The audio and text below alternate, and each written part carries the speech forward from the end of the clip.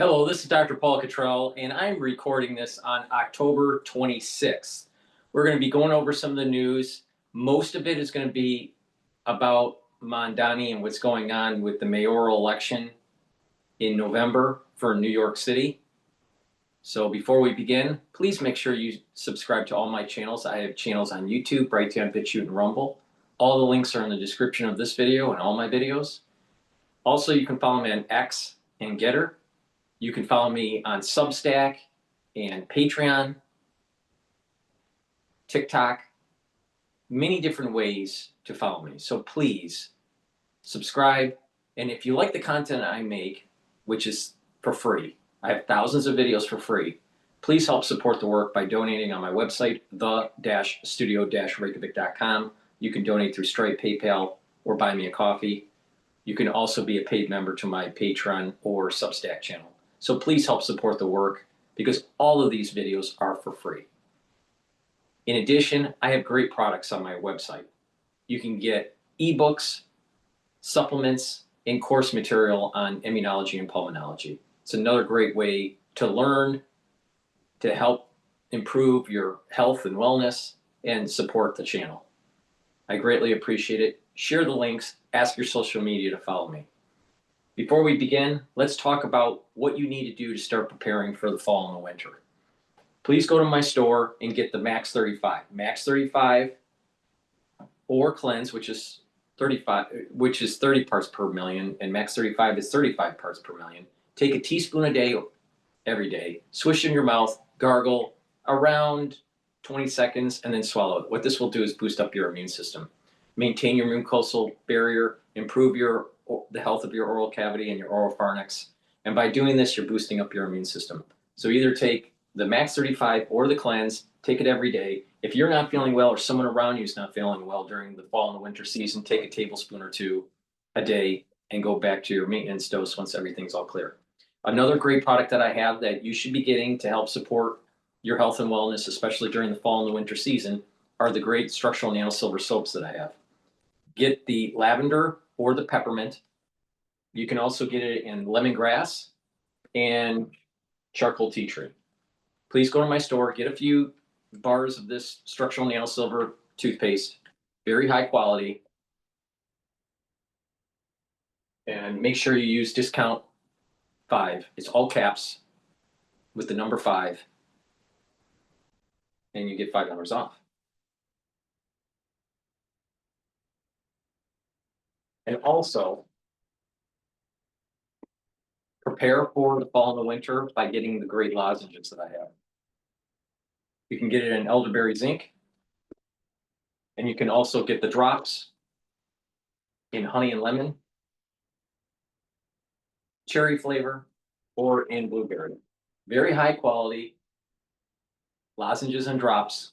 Once you have that throat irritation, take them right away. This is very important for the fall and the winter. So please take my advice.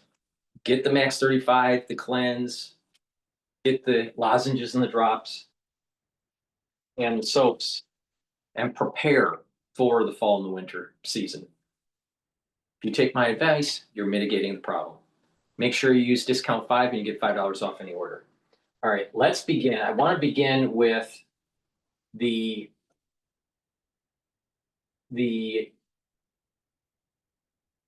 even though this lecture is mostly about Mamdani, I want to just listen to what is going on with the stolen items from the Louvre.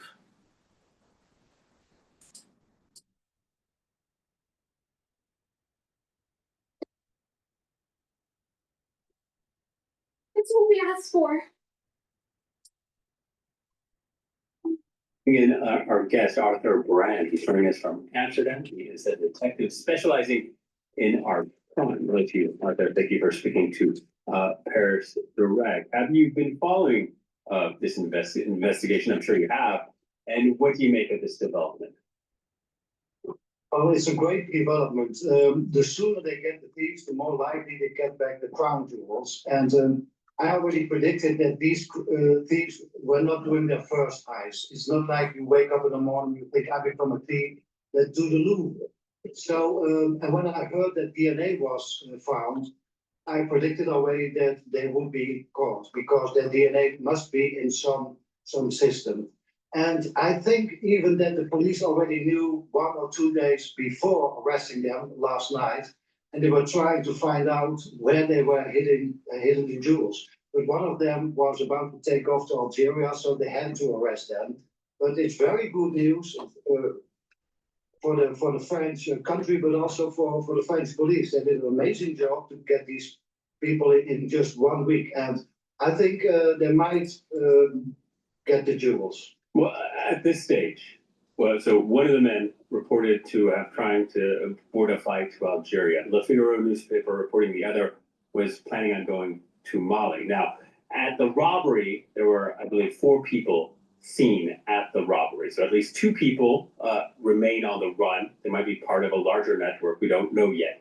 At this stage of the investigation, what do you think happens to those people who are on the run? Are they going to buckle down and try to hide out? Will they be trying to use rail links to try to catch another flight? Or what do you think is going through their minds right now? Well, you can imagine what's going to the reason why I'm playing this isn't so much about the Louvre and the items that were stolen and the potential recovery of them, potentially catching the suspects, all this stuff. It's the surveillance technologies that have started to pop up over the last 15 years or so, and how fast it is to solve crime.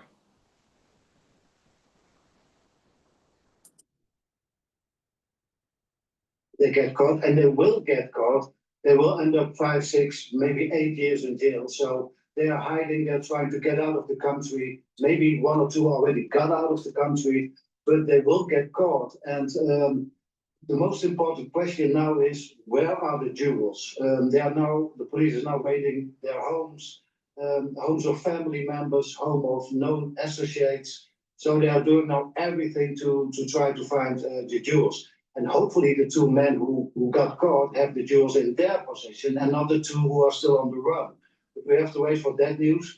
But so far, everything is going according to plan. Catch them within a week and try to find the jewels. Yeah, and trying to smuggle crown and imperial jewels out of the country is not an easy thing to do. Do you think that the remaining suspects would likely try to modify the jewels to make it easier to smuggle them, or do you think they try to keep them in their original form? Well, they have to dismantle them. You cannot sell these crowns in their original form because everybody around the world knows them. They're all on all the front pages, so they have to dismantle them. But because it has just been a week, they probably did not have the time to do that. And I don't think they smuggled them out of the country. That might have been a plan from the beginning, but within a week they were not able to. They laid low because they knew the police was looking for known burglars, etc. So most likely they are still intact, and they are most likely still in France. The director of the Louvre admitted that there were overlapses in Louvre security. What were those overlapses, and what can be done to fix them? It's very hard to fix it. You know, you don't want to turn a museum into a fortress. The public has to see these jewels and other stuff. And we don't have armed guards in Europe. We don't want to have shootings. These buildings are old, these buildings are big, so you can do as much as you want with cameras, etc. But you know, they can even come in with a gun, and it's very hard to stop them. The only thing we can do is to slow them down. If the display cases are of thicker glass, thieves, when they go into the museum 2 weeks before just to see how it can be done, if they know it will take them 10 minutes to come in and get out, they know the police only need 7 minutes. So the more difficult you make it for these thieves, the more likely they won't target your museum at all. So that's the only thing we can do. And about these jewels specifically, was there something about them that would have made them more appealing to thieves than other jewels that were nearby that were also incredibly valuable? Yeah, well, these are the French crown jewels, and I think they went for them because they saw an opportunity. They thought, well, the security is not as tight as we thought it was. And I know a lot of retired thieves, and they all like to brag about their biggest heist. And they all would have dreamed of doing the Louvre heist. It's the biggest in the world. You don't get it bigger than this. The Louvre, the most famous museum in the world. So I think it has been. They saw the opportunity, but also, to become a legend, you go for the Louvre. Go for the Louvre, and I'm guessing a lot of hotels also reviewing their security protocol at the moment. Arthur, thank you very much for your time. Arthur Brand joining us from Amsterdam. I've seen plenty of power banks over my 15 years of reviewing tech, but this Ridge one quickly became a favorite. So this, a 10,000 milliamp hour battery that's already this small, is pretty clutch. All right, we're gonna play this Mamdani video by Fox News. Please go to my store, the-studio-reykjavik.com, and get the With our top story, then, that is, of course, the 2 arrests, or potentially 2 people arrested over at that Louvre. Please go to my store and get the heirloom barley. My website is the-studio-reykjavik.com. The heirloom barley is going to detoxify your body, bring down inflammation, and soak up free radicals through superoxide dismutation. When you soak up those free radicals, when you bring down inflammation, you detoxify your body, you're boosting up your immune system, and you're helping your endocrine system. And by bringing down inflammation and detoxifying your body, you're helping with your joint health. You're also helping with your vascular system by bringing down inflammation at the vascular level and soaking up free radicals. You're reducing the chances of plaque buildup.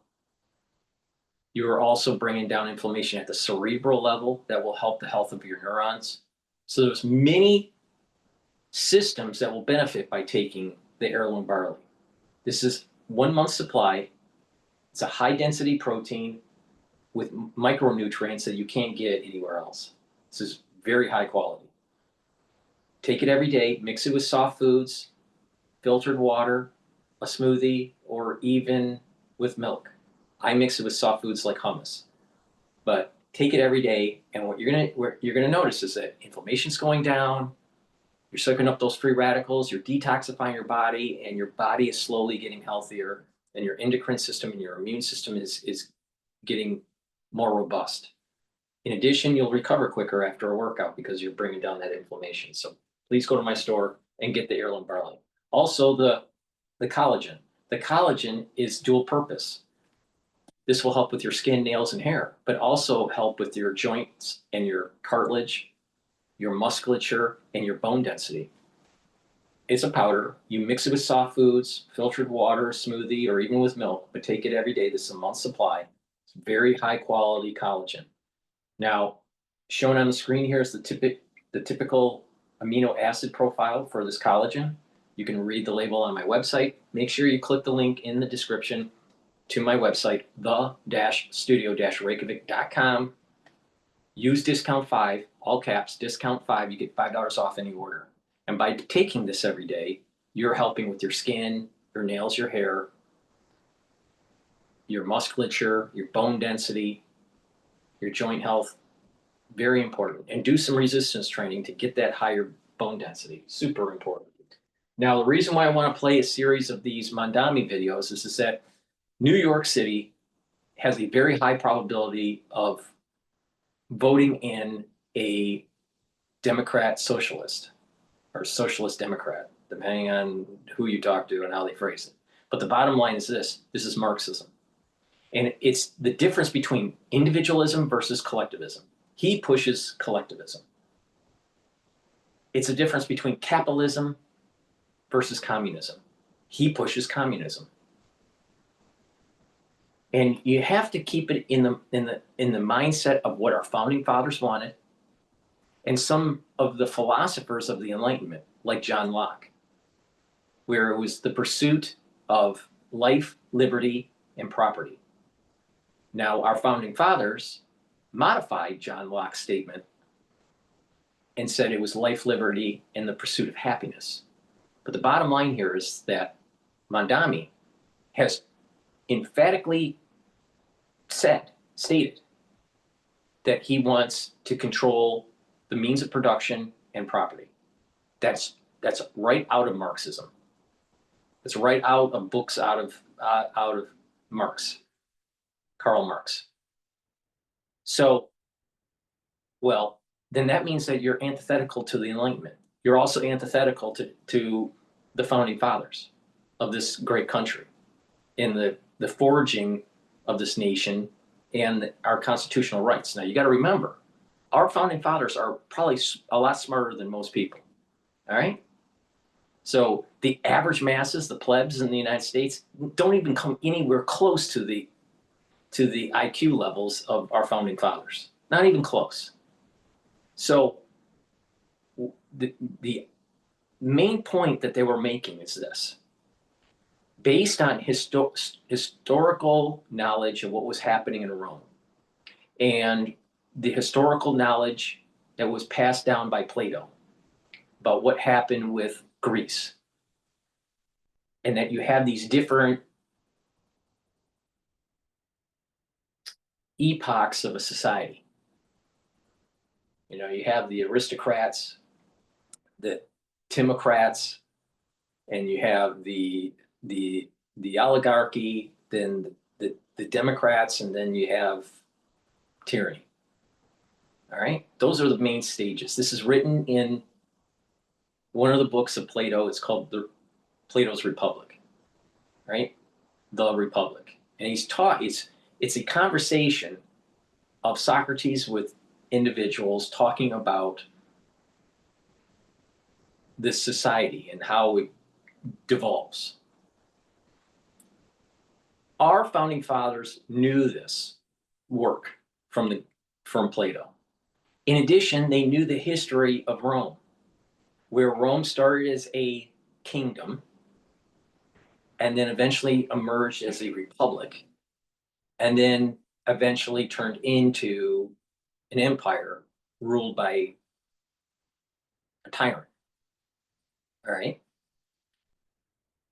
They formed our country to have three branches of government, where there was an executive branch, a legislative branch, and a judicial branch. Therefore, there was the plebs, the proletariat, or the plebs, using the terms that the Greeks used. The plebs, or the average society, had representation through the House of Representatives, and that the Senate represented more of the aristocracy. All right, the more educated, the landholders, the individuals that had skin in the game. And you have to remember, the Bill of Rights in our Constitution are enshrining property rights, because in a pure democracy, which is what Plato was warning us about, in a pure democracy, the masses, the plebs, will try to overthrow, and then eventually what happens is you get tyranny. Now keep that in mind with Mamdani, and keep that in mind with Marxism, and keep that in mind on that every single country that tried socialism or communism, it's failed. Every single one of them. There's not one that is successful. Now, if you don't believe me, and some people will say, what about this country or that country? Read Rand Paul's book about the subject, about socialism and the myths of it. And it goes into detail on why my statement is true. So with that, our founding fathers knew that the masses would try to, in a pure democracy, the masses will try to take away the property rights of others. It could be businesses, it could be land, whatever. And in a modern age, you can understand that, you can see that ones that are not as successful end up trying to galvanize a society to take the property of others.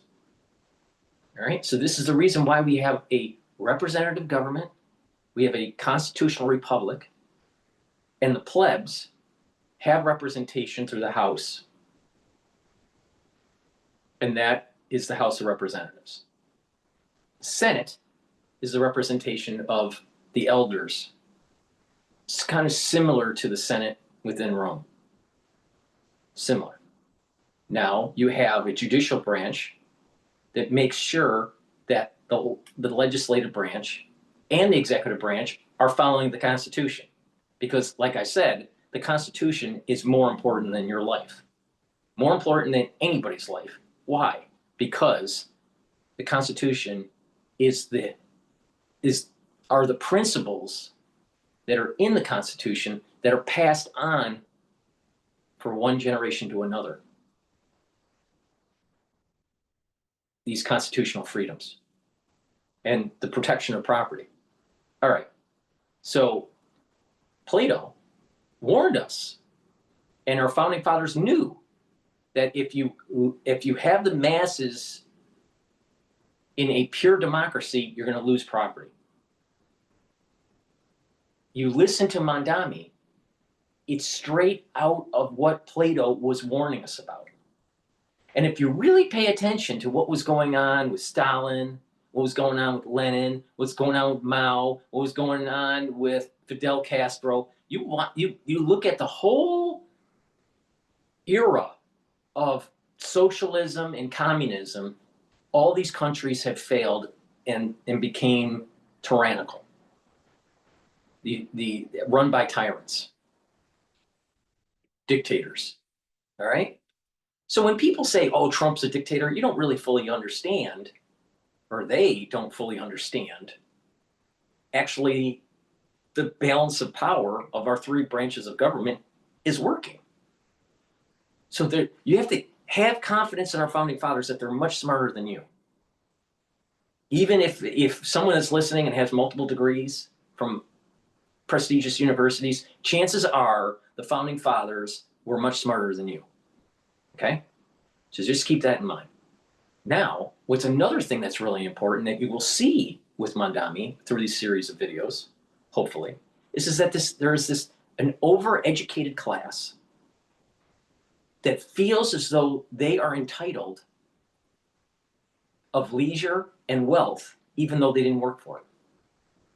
So some of these people come from wealthy families or well-to-do families, and they go to prestigious universities and they get degrees that they really doesn't translate into the workforce. Maybe it's in the humanities, maybe it's in literature or some sort of gender studies or whatever, but they're not engineers, they're not lawyers, they're not doctors, they're not whatever, right? They're not physicians. They have an undergrad degree that's usually in the humanities, and then they get a graduate degree that's further diving into the humanities. A lot of these philosopher types, you may even find people that are in economics that are left-leaning. But for some reason, they feel as though they're entitled. They go to these prestigious universities. Some of them are from wealthy families, some of them are not. But they get these prestigious degrees, maybe even a graduate degree, and then they want to live in a very high active society like New York, or let's say San Francisco or LA or whatever. And they feel that they're entitled to have luxury and entitled to a job, even though that their degree doesn't translate or their skills don't translate into a job in that area. Now, maybe they may get a degree that will translate to a job in some other area of the United States. But for some reason, they can't find work in New York, let's say. And so they're complaining about the cost and the opportunities in New York, so it must be the rich class that's at fault. Meanwhile, they didn't get a degree that actually translated to a good job in the area that they want to live in. But they feel that because the intelligentsia is in the Boswash corridor, that New York, and New York's is part of that. You know, New York or Boston or Washington, D.C., they should be, part of the intelligentsia, even though they don't have any work experience. They don't have any real skills. So they feel entitled. So they're complaining about how costly New York is. And New York is costly. But if you don't have the skill sets to survive it, you shouldn't be living here. What is the, if you really, and I'll go into detail about this as we continue on with these videos, but why does a young person that has no skills and in the real world and a low amount of skills from academia assume that they deserve to be living in New York? Why? If you can't afford it, you can't afford it. It's no one's else's fault other than you don't have the skills to survive it. Now, why should you be taking the property rights of others because you lack the skill set to live in New York? This goes to the heart of what John Locke was saying. It's about life, liberty, and and property rights, right? So if people are taking away what John Locke's from the Enlightenment, if people are taking away your property or your life or your liberty, then it is the right and the obligation of those individuals that are being attacked to fight back. Now, his context was the government. But if the government turns tyrannical, if the government turns the social democrat type government where it's communistic, it is the right and obligation of the citizenry to fight back and push it and kill it, because it's about life, liberty, and the pursuit of happiness, and to protect your property rights. So that's coming from the perspective of John Locke, which our founding fathers tapped into that energy while constructing the Declaration of Independence and our Constitution. Okay, so Mamdani represents a class of people that come from schools that don't have skills. Many of them come from well-to-do families, and they are of the persuasion that they deserve, it's their right to be in places that are perceived culture and activity like New York, and that anyone that prevents them from being successful in that area must be some sort of oligarchy that's pushing them down. And so they get upset about this, and they try to galvanize other people that are far less with their education, far less with coming from well-to-do families. They galvanize the plebs, and what happens is that they create some sort of uprising. They either destroy property, cause crime, right? And move in at the local level these ultra socialists or communists. But every single time that this has happened around the world, it's failed. Now, the big grand experiment, the big grand experiment between capitalism and communism happened after World War II. And that was the split of Berlin between the West and the East. It was the split of Germany, West Germany and East Germany. And as time went on, they started roughly the same, but as time went on, West Germany started to rebuild during the Reconstruction after World War II with the Marshall Plan.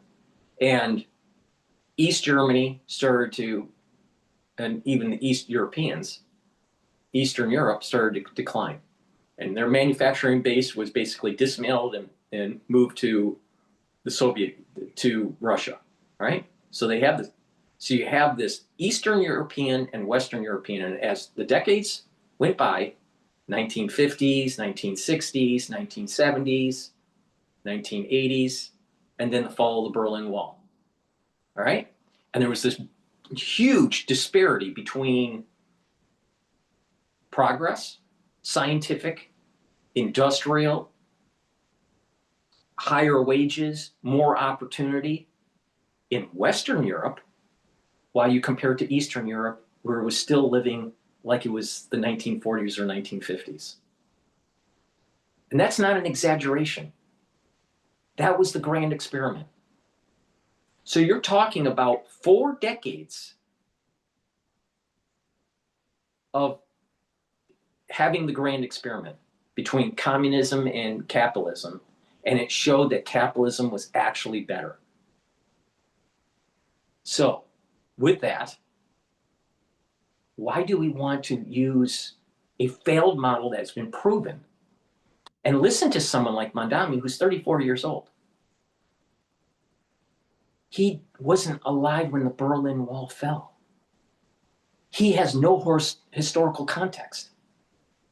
So he says, let's try this idea, try that idea, because he didn't learn anything in college. He didn't learn from the past. He didn't learn from our recent past. Post-World War II, all the way through the Berlin Wall falling. He doesn't even know that history. But he sure as hell doesn't take the lessons that were learned about the Republic by Plato and the warning that Socrates had, that you cannot trust the plebs, that you have to have some sort of representative government. Now, the Greeks were more focused on the philosopher king, because they felt that they were more noble and they had the virtues.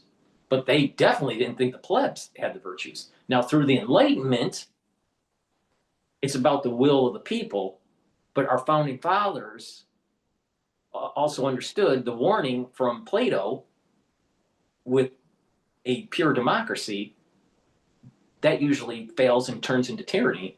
So to maintain the republic, to maintain this democracy in the United States, it has to be a constitutional republic, not a democracy. So anyone says that we have a democracy, they don't know what the fuck they're talking about. Pure democracies don't work. They don't work because the majority will lead to tyranny because you don't have property rights. And so we have a person, Mamdani, that wasn't even born when the Berlin Wall fell, doesn't know anything about the grand experiment between capitalism and communism and the failure of communism. And he wants to do experimentation because he didn't learn his lessons in history class or understood the classics like the Republic from Plato. And he came from wealth. See, you'll notice that there's a common theme here. They come from wealth. They don't do so well in their professional career, and they end up being a politician to try to galvanize some sort of movement with the plebs to take property rights from other people. That's what's really going on here. Now, he wants to control the means of production and control the inventory of housing. That sounds a whole lot like Stalin.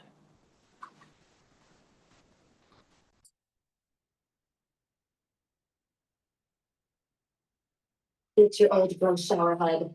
Shower with Jolie instead. This isn't just any shower head. It is specifically designed to filter out chlorine and other impurities that can damage.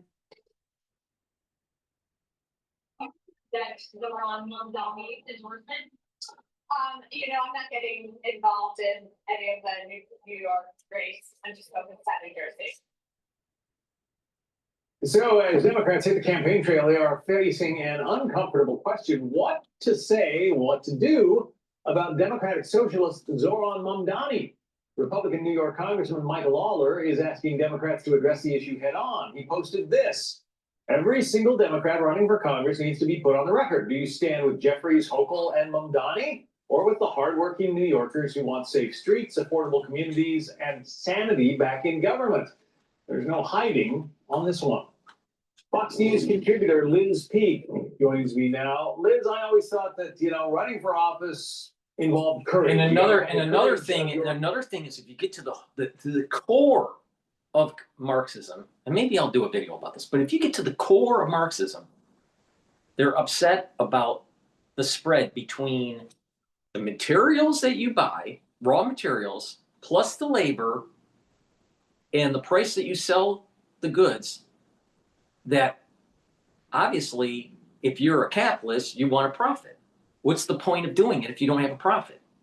Well, Marxists, they demonize profit, and they think all the profit should go to the laborer.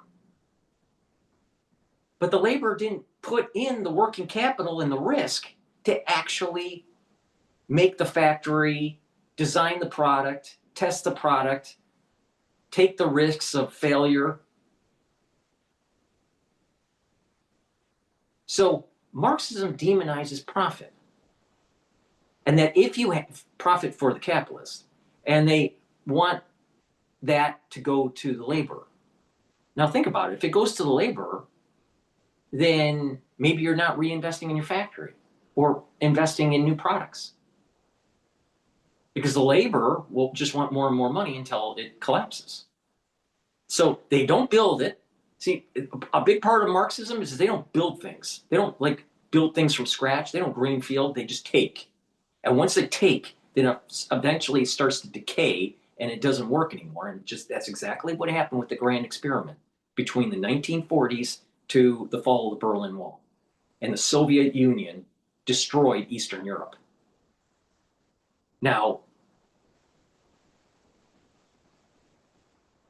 if you're a capitalist, you try to build something, you have profit, and then you take some of that profit, your shareholders take some of the profit, and then you plow in some of the additional profits into the company to upscale the factory, create new products, hire more people. But the point here is that the economy that we have is about people taking risk because they have property rights in hopes of creating a profit out of what they make.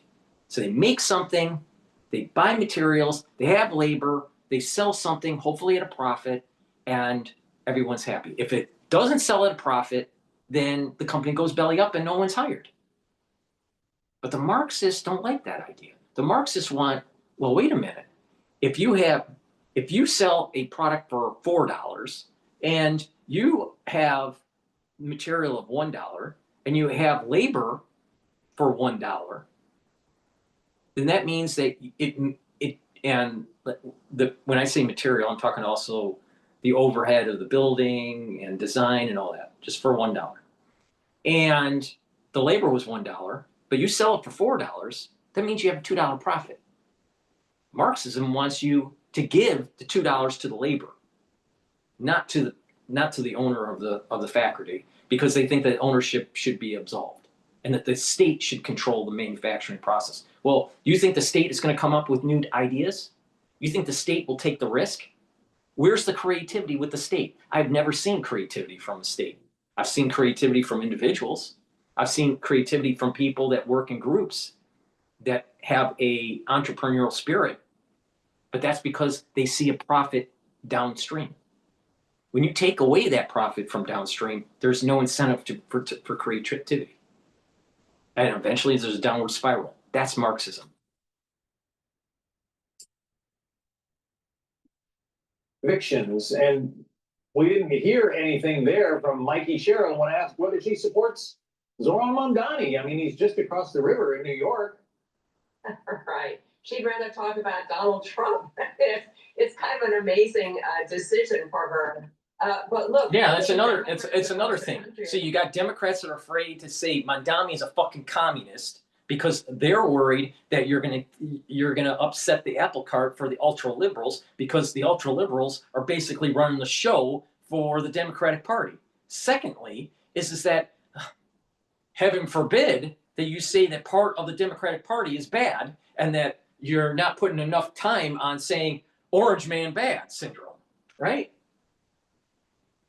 Meanwhile, what does Trump represent? Trump represents entrepreneurship. And the reason why people hate Trump so much is because most of these people that hate him so much don't have an entrepreneurial bone in their body. They want something for them for free. They want to take. They don't want to build. If you look at people that are builders, that make things, that are creative, that build businesses, that hire people, that take risks, almost always they will be either sympathetic to Trump or a major supporter of Trump. But they sure as hell ain't fucking communist.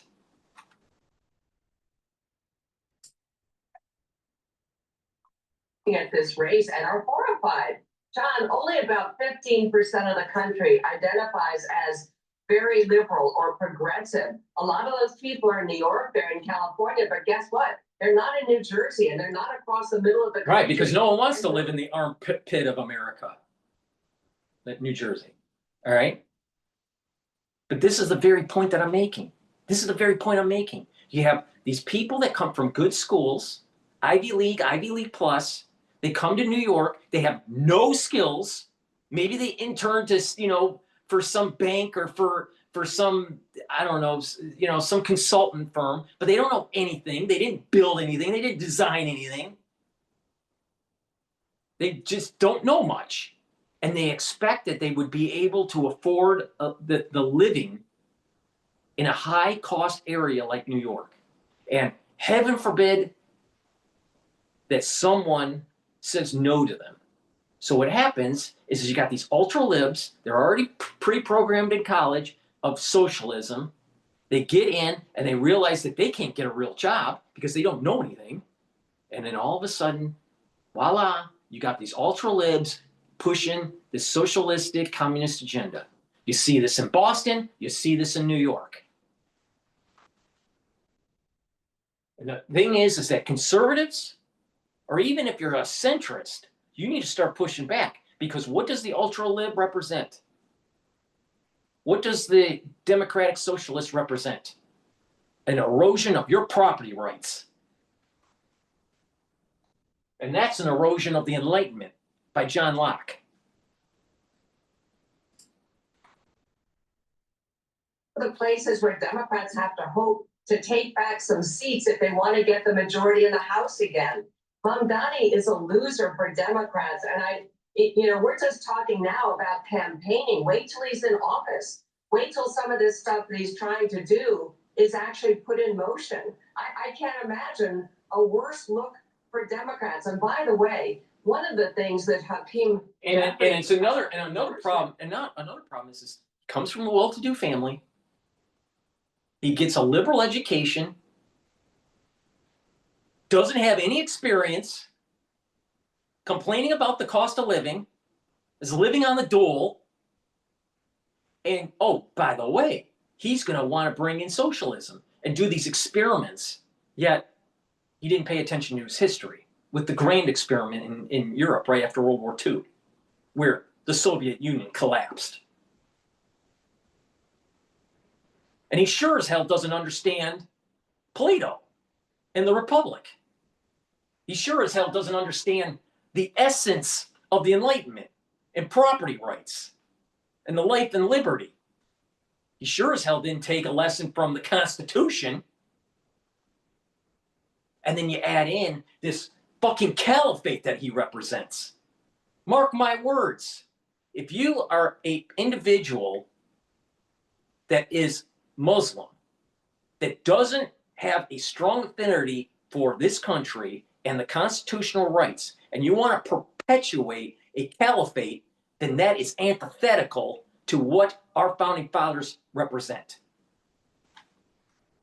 It's not compatible, because the whole idea of the Constitution is a melting pot of people, not one group taking over and destroying the Enlightenment.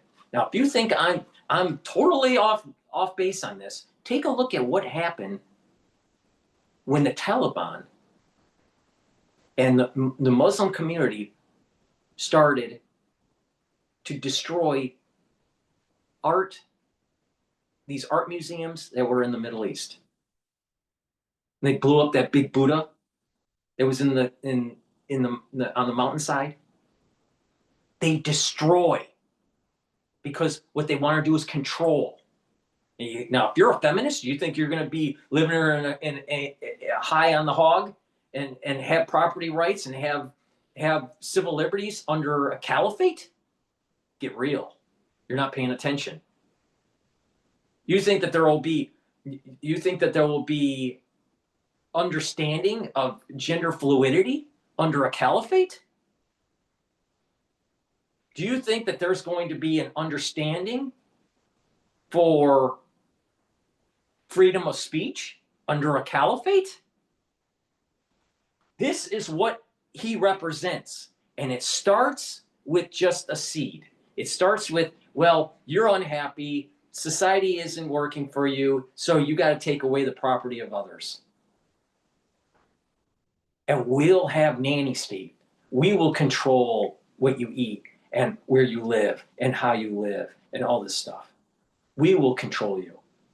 Obviously, he didn't take a lesson learned from Ayn Rand. Maybe he didn't even read Ayn Rand. Where's John Galt? Mamdani, where's John Galt? Another fucking idiot.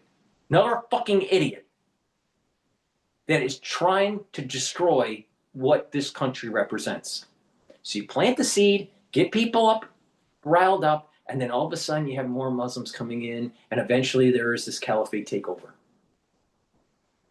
Did you see the video about, and maybe I'll be able to find it, but there was a video just recently about Muslims praying in mass at one of the parks in New York City. I think it was the Washington Park, but I could be mistaken, by NYU, but I could be mistaken exactly where it was. But the thing is it happened. Well, wait a minute here. Are we seeing the early signs of for New York as what happened to London?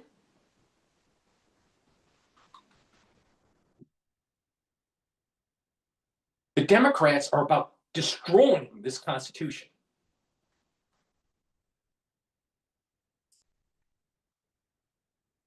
That brings to the front right now is how can you have both the leaders of your party from New York? You have Chuck Schumer, who's the Senate Minority Leader, and Hakeem Jeffries, who's the House Minority Leader. And that's not really a great look because it kind of says to the country, all we care about is the liberal left. And now they really know that's true because the biggest city in the world, the most important city, is going to have a socialist mayor that all of these people, Chuck Schumer has not yet endorsed him, but Hakeem Jeffries has, and most of the New York officials have. I think it's an incredible fiasco for the Democrats. Yeah, it's a tepid endorsement, you could say, from Hakeem Jeffries, but he did finally come out and endorse it. We're looking live at him on screen right now with Warren Mamdani, and there are people behind him with build affordable housing banners. Is that part of his appeal? He says he's going to somehow make housing affordable in this very expensive city? Yeah, I mean, look, I think he latched on to a very saleable idea in his campaign, which was he wants affordability to be his big issue. But the problem is all his ideas about how to make life affordable are completely wrong.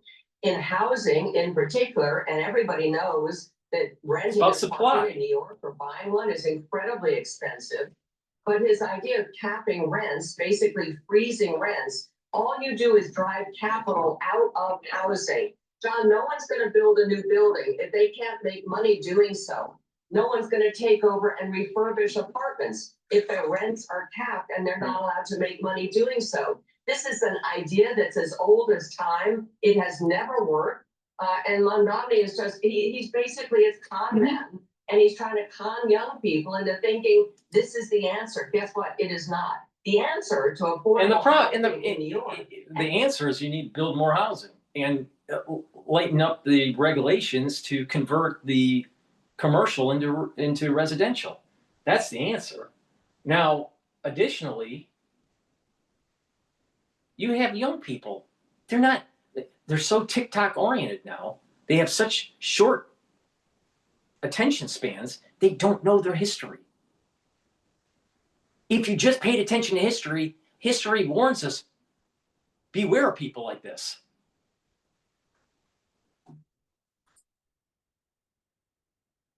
It is everywhere. get rid of the regulations, make it easier to build.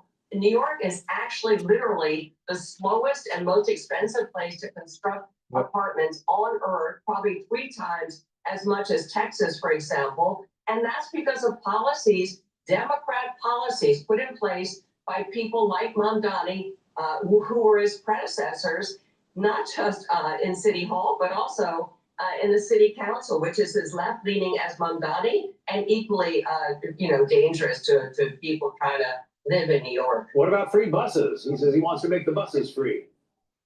Yeah, and the next thing that happens is that every homeless person is going to climb aboard a bus and basically refuse to get off. So that's not going to work out terribly well. But look, another aspect of affordability is taxes, right? So he wants to raise taxes not just on the wealthy, and as we have seen over and over again with this kind of politics, it spreads from the very wealthy to the moderately wealthy, and then pretty soon it's pretty much everybody, but also on corporations. So basically, does he not understand that corporations pass higher taxes along to people and to the residents and to their customers? Of course, and so it's a vicious circle, and he basically wants to get on and drive affordability and the economics of the city downward, and that's what's going to happen. Yeah, so far he hasn't run anything. Let's see if he can run the nation's largest city. We'll see. Liz Peak. Liz, thank you. Thanks for having me. Hey, it's Will Kane. Please go to my store, the-studio-reykjavik.com, and get the Boomer Boost. Boomer Boost has 68 nutrients. It has a very comprehensive compound profile shown on the screen here. You can read the label on my website. This will target your heart and your vascular system, your immune system, help with your endocrine system, help with your strength and brain function. Please go to my store, the-studio-reykjavik.com, and get the Boomer Boost. In addition, it also revs up your metabolism and increases your energy levels. Gladiator Barley. Gladiator Barley will help build muscle, bring down inflammation, soak up free radicals through superoxide dismutase, and detoxify your body. And when you do that, that's helping your endocrine system, your immune system, and you're bringing down inflammation at the cerebral level. You're helping your neurons, keeping them healthy, and bringing down the inflammation at the vascular level is going to help you to prevent the buildup of plaque. So take this every day. This is a month's supply. You can stack them together, and voila, this really supercharges your health, slows down the aging process, and controls your A1C levels. In addition, take digestive enzyme complex. Digestive enzyme complex will help you to break up proteins, carbohydrates, and lipids, and to reduce the stress on your pancreas. This is really important, especially if you're 40 years of age. In addition, this has bromelain in it, and it'll help to break up clots. And it has the proteolytic enzymes to break up glycoproteins, and that's super important for the fall and the winter. Myotrol. Myotrol will help to build muscle. It has flavonoids, polyphenols, and lignans to help with the gene expression to build muscle. Do some resistance training, take the Myotrol every day. Super important, especially if you're 40 years of age or older. And omega-3. Omega-3 will help with your cardiovascular health. It brings down inflammation and improves your lipid profile by helping to bring down LDL levels and increase your HDL levels. When you bring down inflammation and you control your LDL levels, you're reducing the chances of plaque formation. Super important to take for your cardiovascular health. And when you improve your cardiovascular health, you're also improving your brain function. So please go to my store, the-studio-reykjavik.com, and get the omega-3. And lastly, a great neurostack is Clarity Factor. It gets rid of that brain fog so you're not a fucking liberal like Mamdani. Now, Clarity Factor will get rid of that brain fog, allow you to concentrate, and over time it's going to improve that neuroplasticity for your neurons. And over time you're going to be able to think faster and you'll have better memory. Drink it with filtered water and take it every day. Super important. It's a great neural stack. So please don't be a crazy liberal. Save the Constitution by getting the Clarity Factor. Make sure you use discount 5 so you get $5 off. Please take these supplements do them regularly, take them regularly, and what will happen is you're gonna slow down the aging process and you're gonna get healthy. And guess what? Your immune system is gonna get better. And you'll be able to concentrate, your brain function will work better, and you won't be a crazily liberal. All right.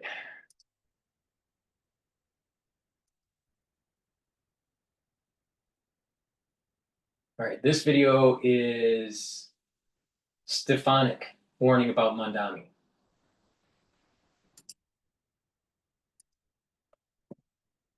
New York Congresswoman Elise Stefanik. Elise Stefanik, you're gonna save New York. Andrew Cuomo's not gonna save New York. Mamdani's not gonna save New York. You're gonna save New York when you get to be governor next year. That's my going in talking point to you. What do you think? Well, thank you so much, Larry. I will tell you, Zohran Mamdani is going to destroy New York, and Kathy Hochul endorsed Zohran Mamdani. She lifted him up when you have other Democrats who are hesitant because they know he is so woefully out of touch with not just Republicans and independents, but Democrats as well. He is not going to win the majority of votes, and because of this three-way race, we're now going to have a full-blown socialist. I believe he is a communist in terms of his proposals he's put forward. He is a raging anti-Semite, and you know who's giving him that mouthpiece? It's Kathy Hochul, who endorsed him. Kathy Hochul is known as the worst governor in America. And I'll tell you, Larry, it's New Yorkers all across our great state who are looking for a new generation of leadership instead of the failed single-party Democrat rule led by Kathy Hochul, causing the affordability crisis, causing the crime crisis. So we got to get this mayor's race out of the way, but we cannot let down New Yorkers. Elise, hang on 1 second. Here's a clip from the debate last night. Cuomo Watch what beating up on Mamdani's rent control program. Here it comes. Take a listen to it. Zohran is a great actor. He missed his calling. Freeze the rent sounds great.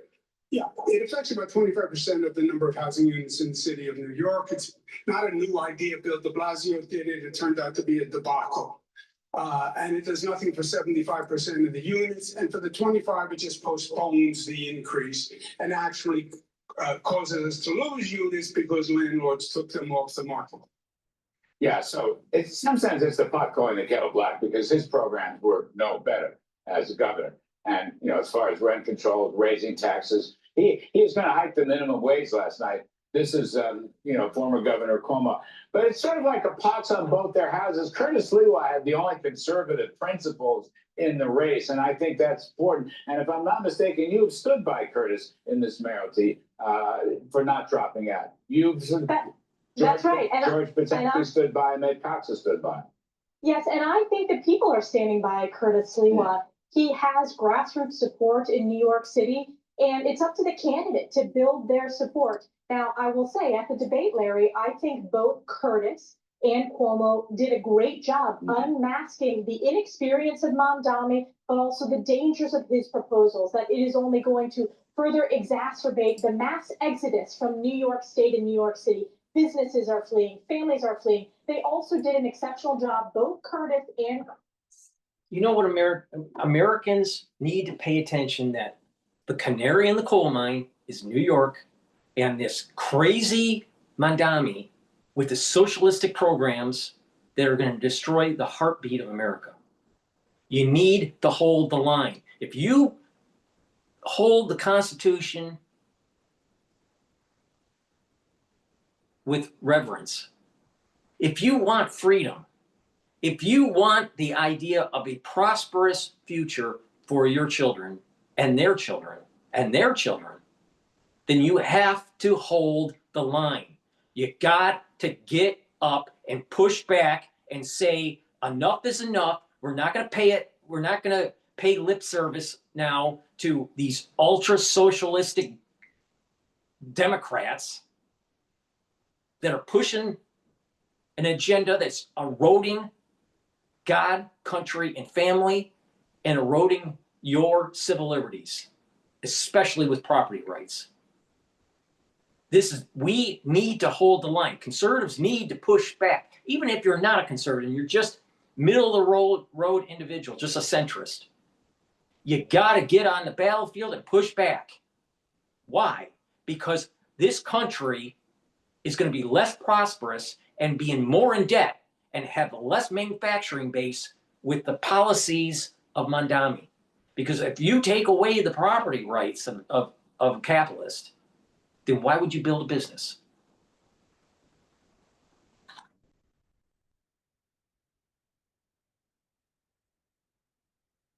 Well, in terms of exposing Mamdani's anti-Semitism that he wants to run from, but he can't hide from it. Not only has he campaigned with the unindicted co-conspirator of the 1993 World Trade Center bombing that killed New Yorkers, he has embraced the vile globalized intifada, and Jewish voters are rightly concerned about Mamdani taking over.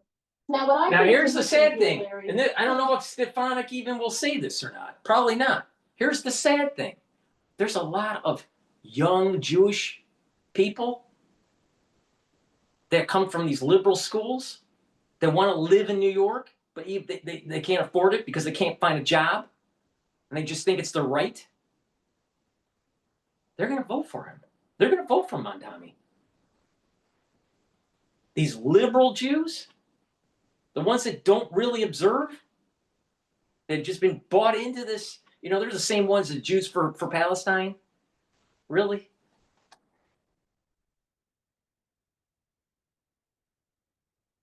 So you got that problem. And then you have the little old ladies out there that are suffering from the cost of living, but they've been living in Upper East Side all their life. Crime's going up. They're scared, but they don't know what to do. They don't like Cuomo because of what happened during the COVID years and the corruption. And who do they vote for?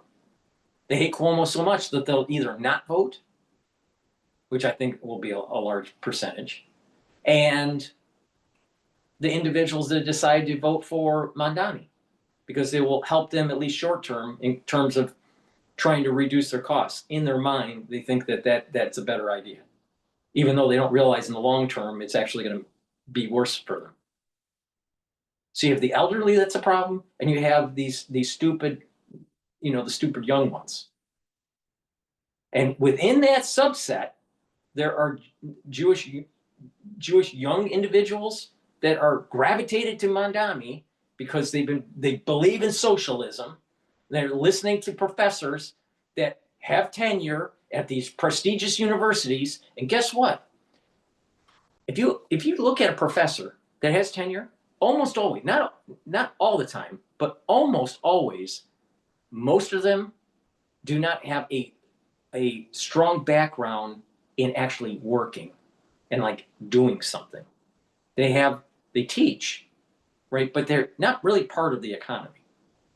They're in, some sort of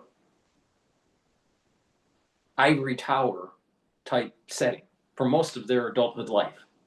So they get a paycheck from an institution, but they don't really understand on how the money that institution makes. It makes it from the institution makes it from the tuition, private philanthropy, and also government grants. But they don't care.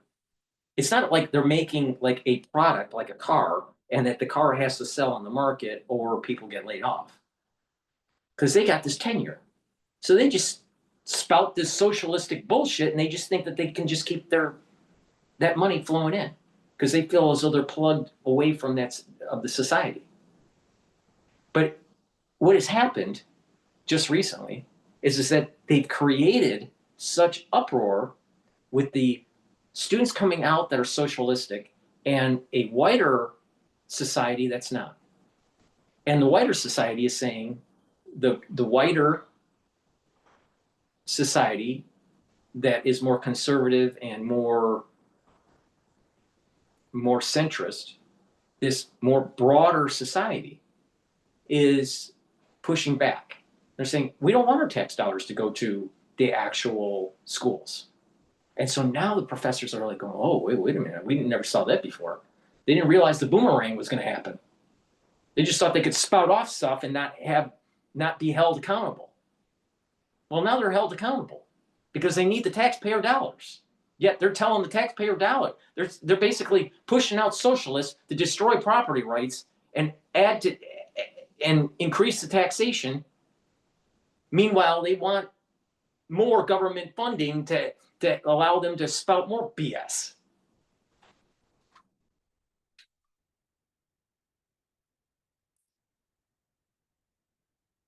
You have Chuck Schumer and Hakeem Jeffries, the two leading New York Democrats. They were eligible to vote in this primary, and they did vote in this primary. No one of the press has asked them who they voted for, and they continue to escape that. But this is today's Democrat Party. It's going to destroy New York, which is why people of all political parties are coming out of the woodwork because they want to fire Kathy Hochul because she won't be a check on this socialist communist. So Elise, last one, you're going to save New York in New York, but I think that New Jersey may be saved by a Republican candidate. Chiricelli, I mean, he looks like he's going to win that race. Yes, I strongly support Jack Ciattarelli, and I'll tell you what we have in common. Single-party rule Democrat states that are traditionally blue, we've seen those states move more to the Republican direction in the past few cycles. Why is that happening, Larry? Because people are feeling and suffering from failed policies, whether it's high taxes, whether it's skyrocketing crime. So New Jersey is moving to the right, just like New York is. We saw this in President Trump's 2024 election. I think the energy and enthusiasm is on Jack Ciattarelli's side. I hope he wins. He is working his tail off, getting across the state. And look, Democrats are in free fall. They have the least approval rating in modern polling times. They are deeply disconnected from hardworking families and small businesses who are the engine and the backbone of our country. Elise Stefanik, save New York. It's going to be, America's prosperity is because of capitalism. It sure as hell ain't because of communism. Please go to my store, the-studio-reykjavik.com, and help support this capitalistic endeavor and to boost up your immune system, especially during the fall and the winter season. Vitamin C with magnesium, it's dual purpose. This is going to help with your skin because vitamin C will cross-link with collagen when you drink it with filtered water.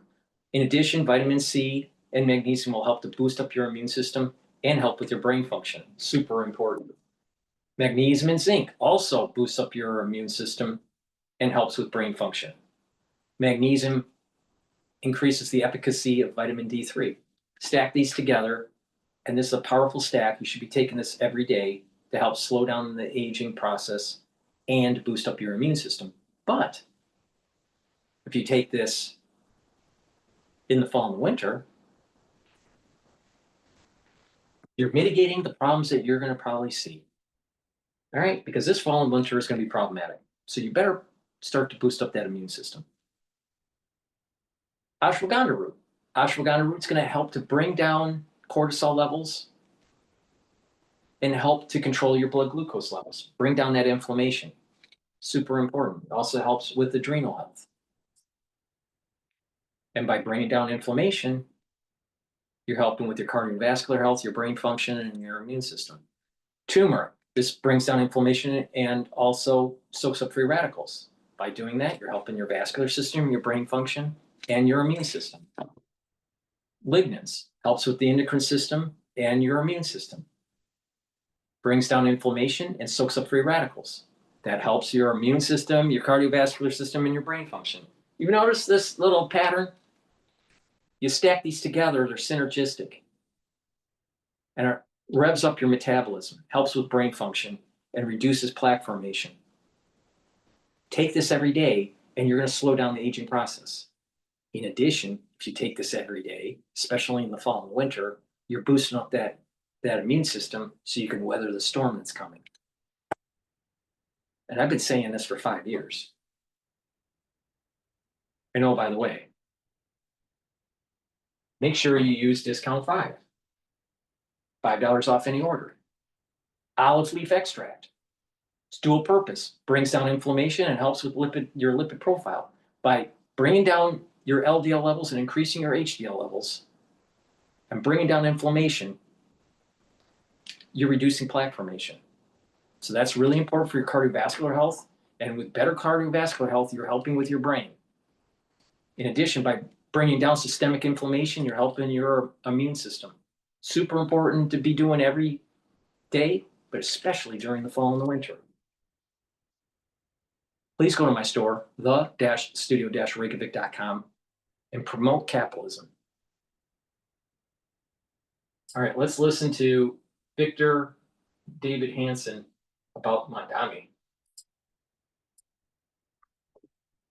For the first time in the modern era, at least, an unapologetic socialist, Zoran Mamdani, is going to be the mayor in our November election. He says he's a democratic socialist, but he has said things that make sense only in a communist context. There has been massive demographic changes in New York, and it's no longer just a democratic city, it's a radically democratic city. So Mr. Mamdani thinks he can appeal to these hard left constituencies in a way that would make his election possible with very low turnout. Can he be stopped? The only way that he could be stopped if the left and the center and the right were to combine and say, this man represents the destruction of our way of life, and he's going to bankrupt the state and drive out our entire source of wealth. That is the financial class itself.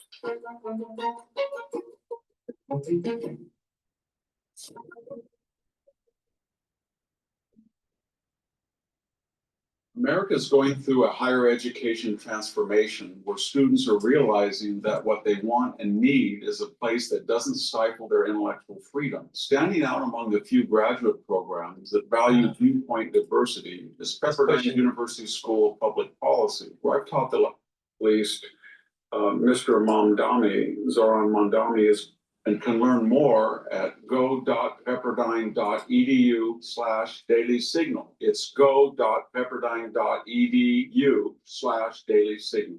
Hello, this is Victor Davis Hansen for the Daily Signal. Everybody in New York City is on edge because it looks like for the first time in the modern era, at least, Mr. Mamdani, Zoran Mamdani, is going to be the mayor in our November election. Now, this is the reason why I keep on saying you need to understand your history. What did Socrates and Plato warn us about in the Republic? Really important to understand that. Really important. What was the grand experiment after the after World War II, going all the way through the Cold War? Who won the grand experiment? It was capitalism, not communism. What country has ever been prosperous by using these socialistic, communist policies? Zero countries. Don't believe me? Read Rand Paul's book.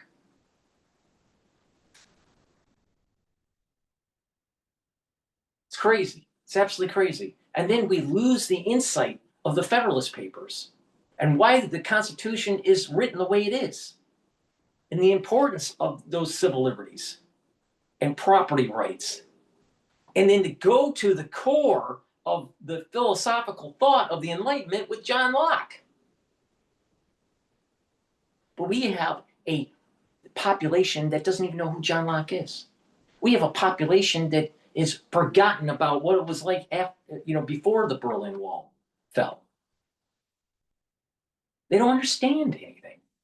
It's all TikTok generation, selfie generation, lack of intellectual curiosity. It's just self-gratification. It's really important for smart people to push back against socialism.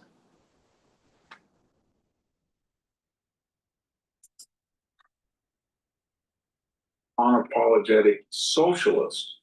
He says he's a democratic socialist, but on occasions in the past, he has said things like, to be a real socialist, you must acquire or take possessions of the means of production.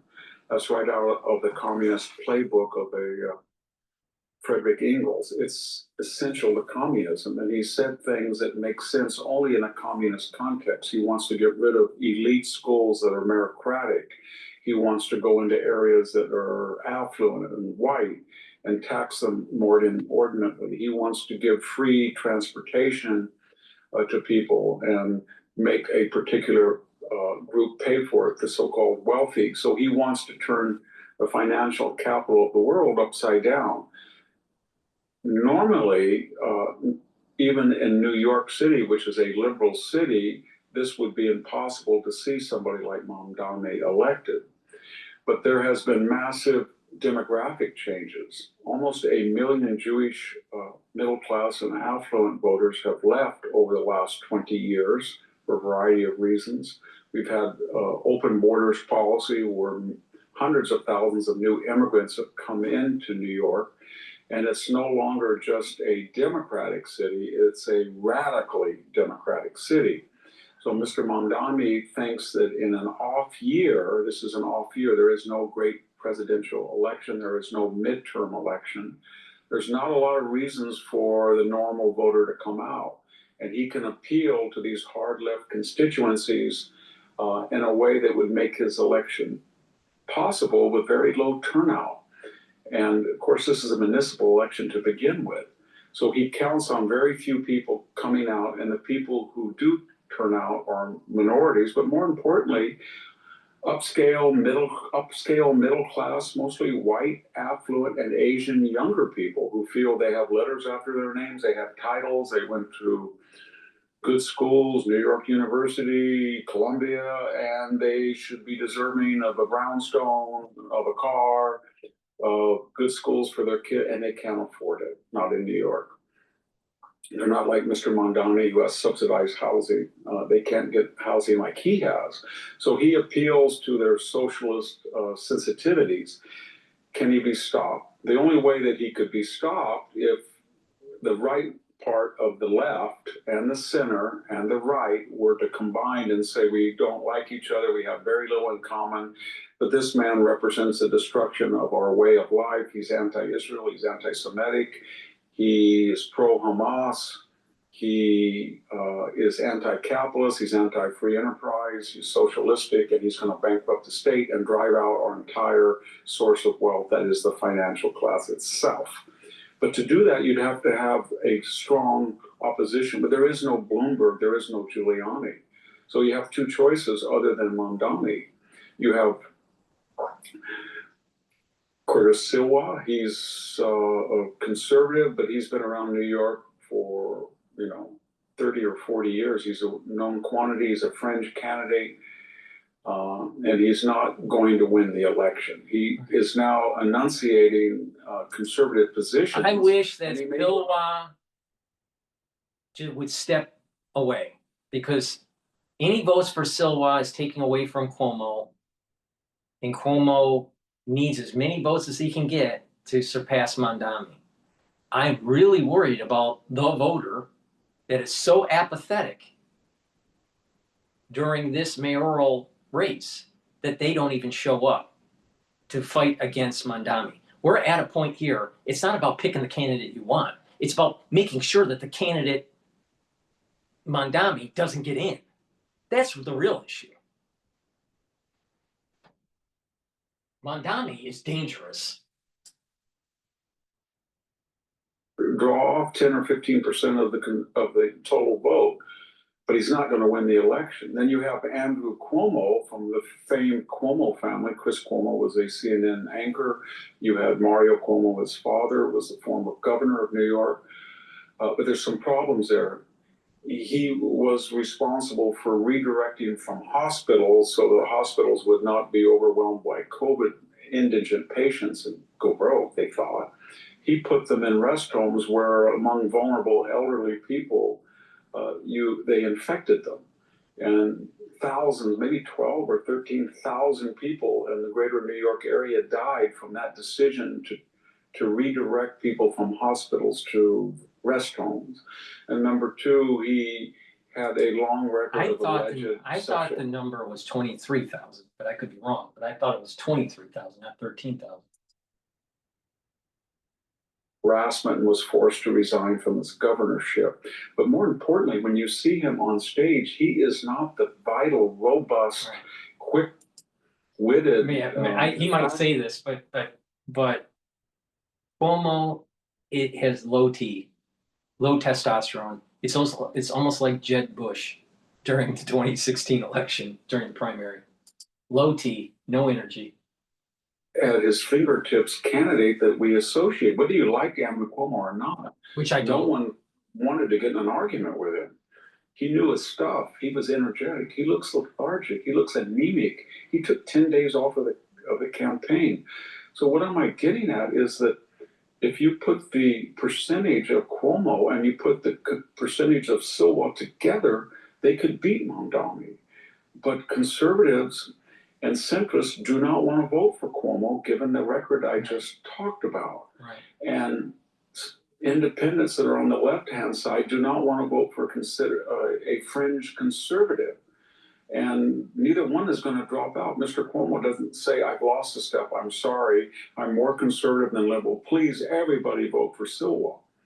That probably wouldn't work anyway. And Mr. Silva's not going to say, this man told everybody to get out of New York if you were for abortion once. He's a hard leftist. I know he's running as independent. He's not really, he's a hardcore Democrat. I'm not getting out of the race. So what they're going to do is split this tiny vote and give the election It's to the Mr. same Mamdani. thing that happened during the 1992 election for the presidency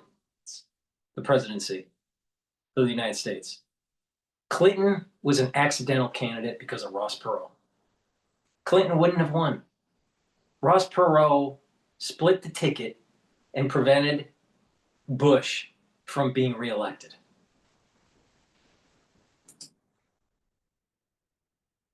People think, as all of the aristocrats in White Russia did during the Bolshevik Revolution, as business people thought in Cuba in 1959, as people in Venezuela thought, we can handle him, we can finesse him, we can massage Mamdani, he'll give me an exemption, my investment firm will be okay.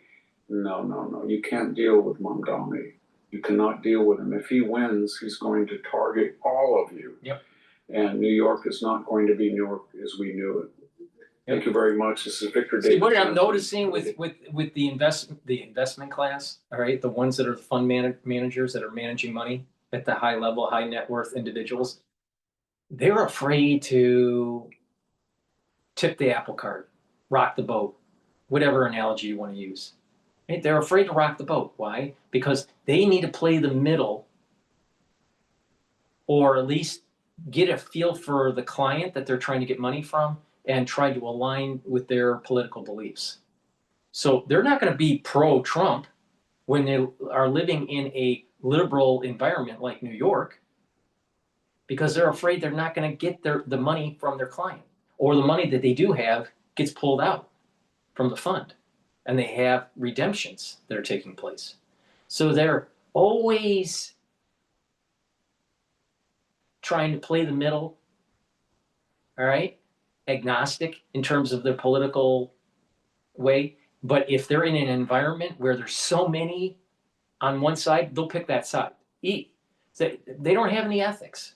So if they're in an environment that's Republican, and let's say they voted Democrat all their life, they'll just start spouting off the Republican rhetoric. All right? They'll be a bromide Republican. So, but if they're living in an environment that is Democrat and they voted Republican all their life, and their clients they're trying to get money from are Democrats, then they'll spout off Democratic bromide. So where's their real heart? It's all about the money. It's all about the money. Right? Same thing with the way they handle the Federal Reserve. They know that if the Federal Reserve prints more money, there's more money sloshing around for investment. It's inflationary and it leads to faster growth in the S&P 500. And more people want to invest, and therefore they have higher fees. They'll get more money.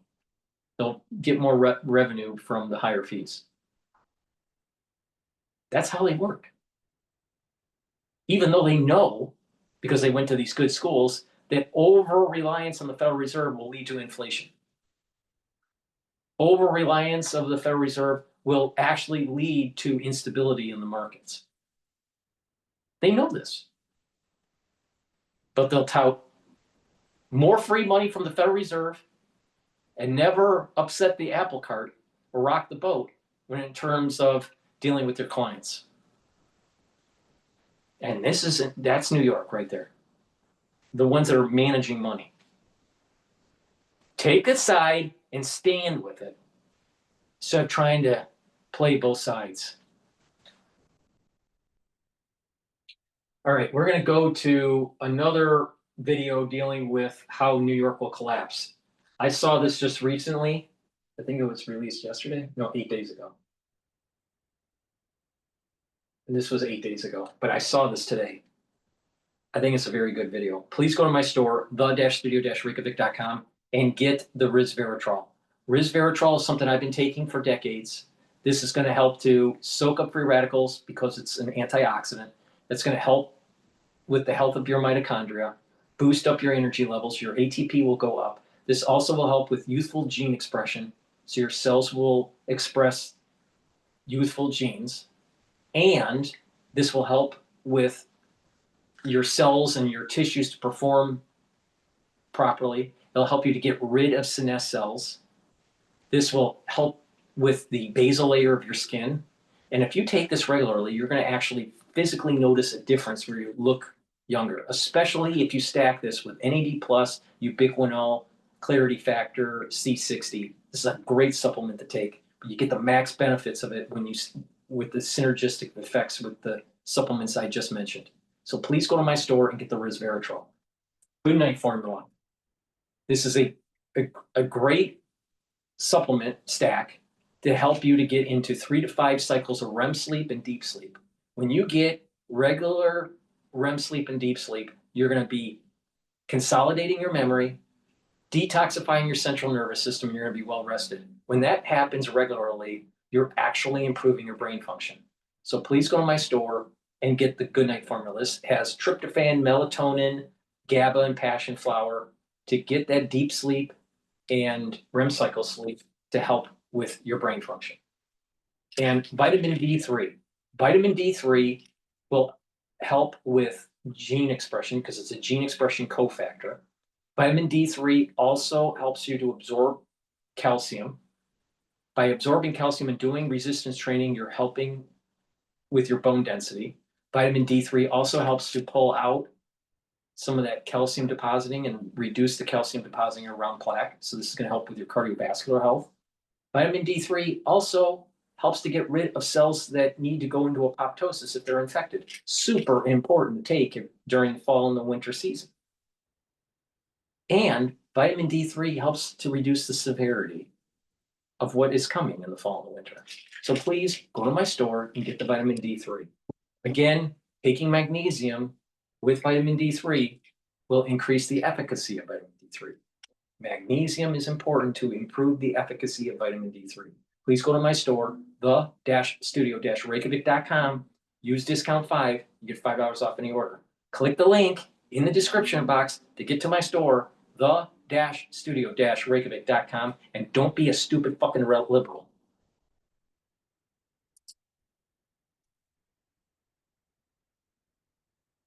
Mamdani is clearly going to be the next mayor of New York, but he is a villain, a charming villain. But here's what his fans are not thinking about. The mayoral debate was yesterday. In the words of Tom, who calls Mamdani his villain, is he like a super villain now at this point, like an arch nemesis? The super villain is Marxism itself, socialism itself. When you look at the price of gold right now and realize how rapidly it's going up, and the price of gold is an indication as to how stable the market thinks your economy is, and it's saying, bro, you're in real trouble. Everything that is wrong with the economy right now is based on debt, money printing. Mamdani is going to make that worse. The buses are never going to be free. Nothing is ever going to be free. Everything is going to be paid for by somebody, but this all becomes abstracted. If New York decides that what they want is free buses, then my only question is, what aren't you going to do to be able to pay for that? If what we see is a measurable improvement in something that we all care about based on that, and you don't see capital flight because they're like, okay, yeah, this is a thing that's worth paying for. Great, no problem. I have exactly zero belief that that's how this is going to go. I think he's doing it from an ideological standpoint. I think no matter what happens economically, whether he gets the funding or not, whether tax revenue goes down or not, He's going to keep pushing his agenda because he believes from an ideological standpoint, this is what we ought to do. The city's too expensive. I think that housing has become too expensive, essentially ubiquitously across all of America. I think it is one of the most catastrophic problems. We have tried rent freezes before in New York. In fact, we're doing rent freezes already in New York. It hasn't solved the problem. We did rent freezes in the extreme back in the 60s and 70s, and it led to the burned out buildings in the 70s and 80s. People do not understand that even buildings, housing is an entrepreneurial endeavor. It is somebody who their product is an apartment complex. You buy that product because you want to live inside of it. And what ends up happening is, imagine if I told you, hey, you can't charge them that amount for a pair of shoes. Well, all of a sudden, the number of people making shoes goes down because it has a knock-on consequence to all the things that they can make those shoes from. And so upkeep in a building, to take it back to real estate, when you put rent freezes, they're like, well, you've now just made... Build a website you love with Wix, where your words create your brand. They're like, well, you've now just made it impossible for me to make money off my building. Maybe you make it break even, which just reduces somebody's incentive because like, wait, I'm gonna have to work this hard and I'm gonna have nothing to show for it. Why would I do that? So people aren't gonna run businesses out of charity. What ends up happening is people go, wait a second, if at those rents, I can't afford to repair the plumbing, for instance. So they don't. And they tell you, wrap a towel around it. And so you end up in a situation, this is real, you end up where a quarter of all of the buildings that burn in the Bronx were due to arson because it was cheaper to burn the building and collect the insurance money than it was to try to upkeep it.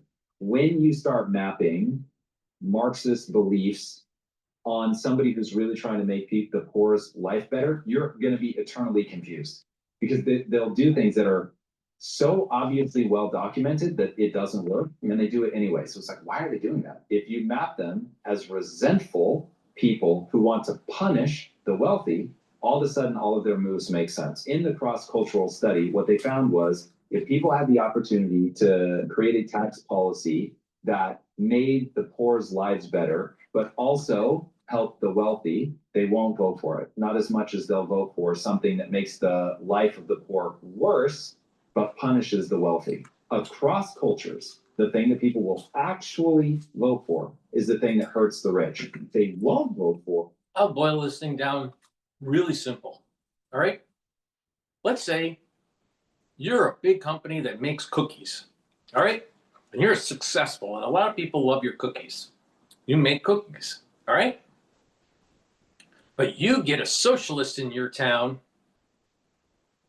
a democratic socialist, that says you can't sell these cookies anymore to the bourgeoisie because the bourgeoisie eats your cookies and drinks tea.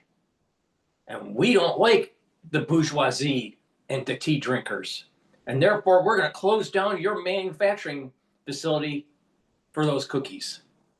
But according to John Locke, with property rights, I should be able to make these cookies and sell them to the bourgeoisie and have them drink tea. Now think about that for a second.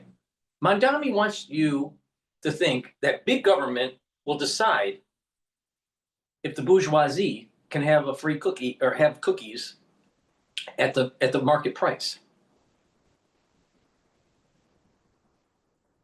That's what's happening here.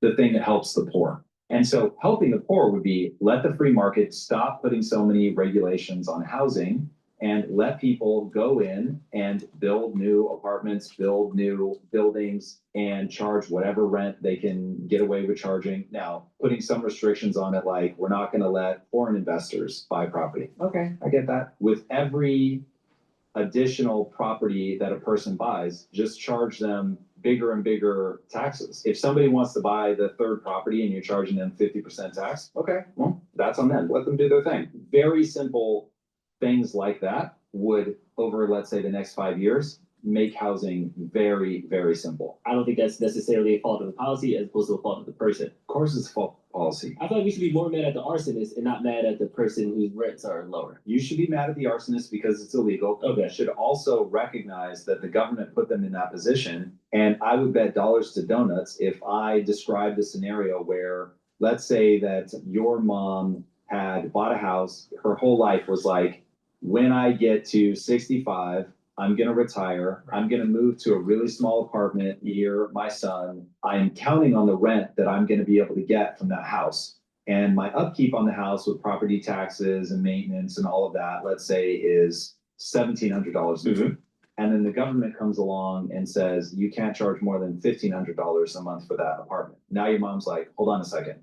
Now I'm losing money every month with no hope of ever making. Or you can sell the building. Who's going to buy the building when I say you can't make money?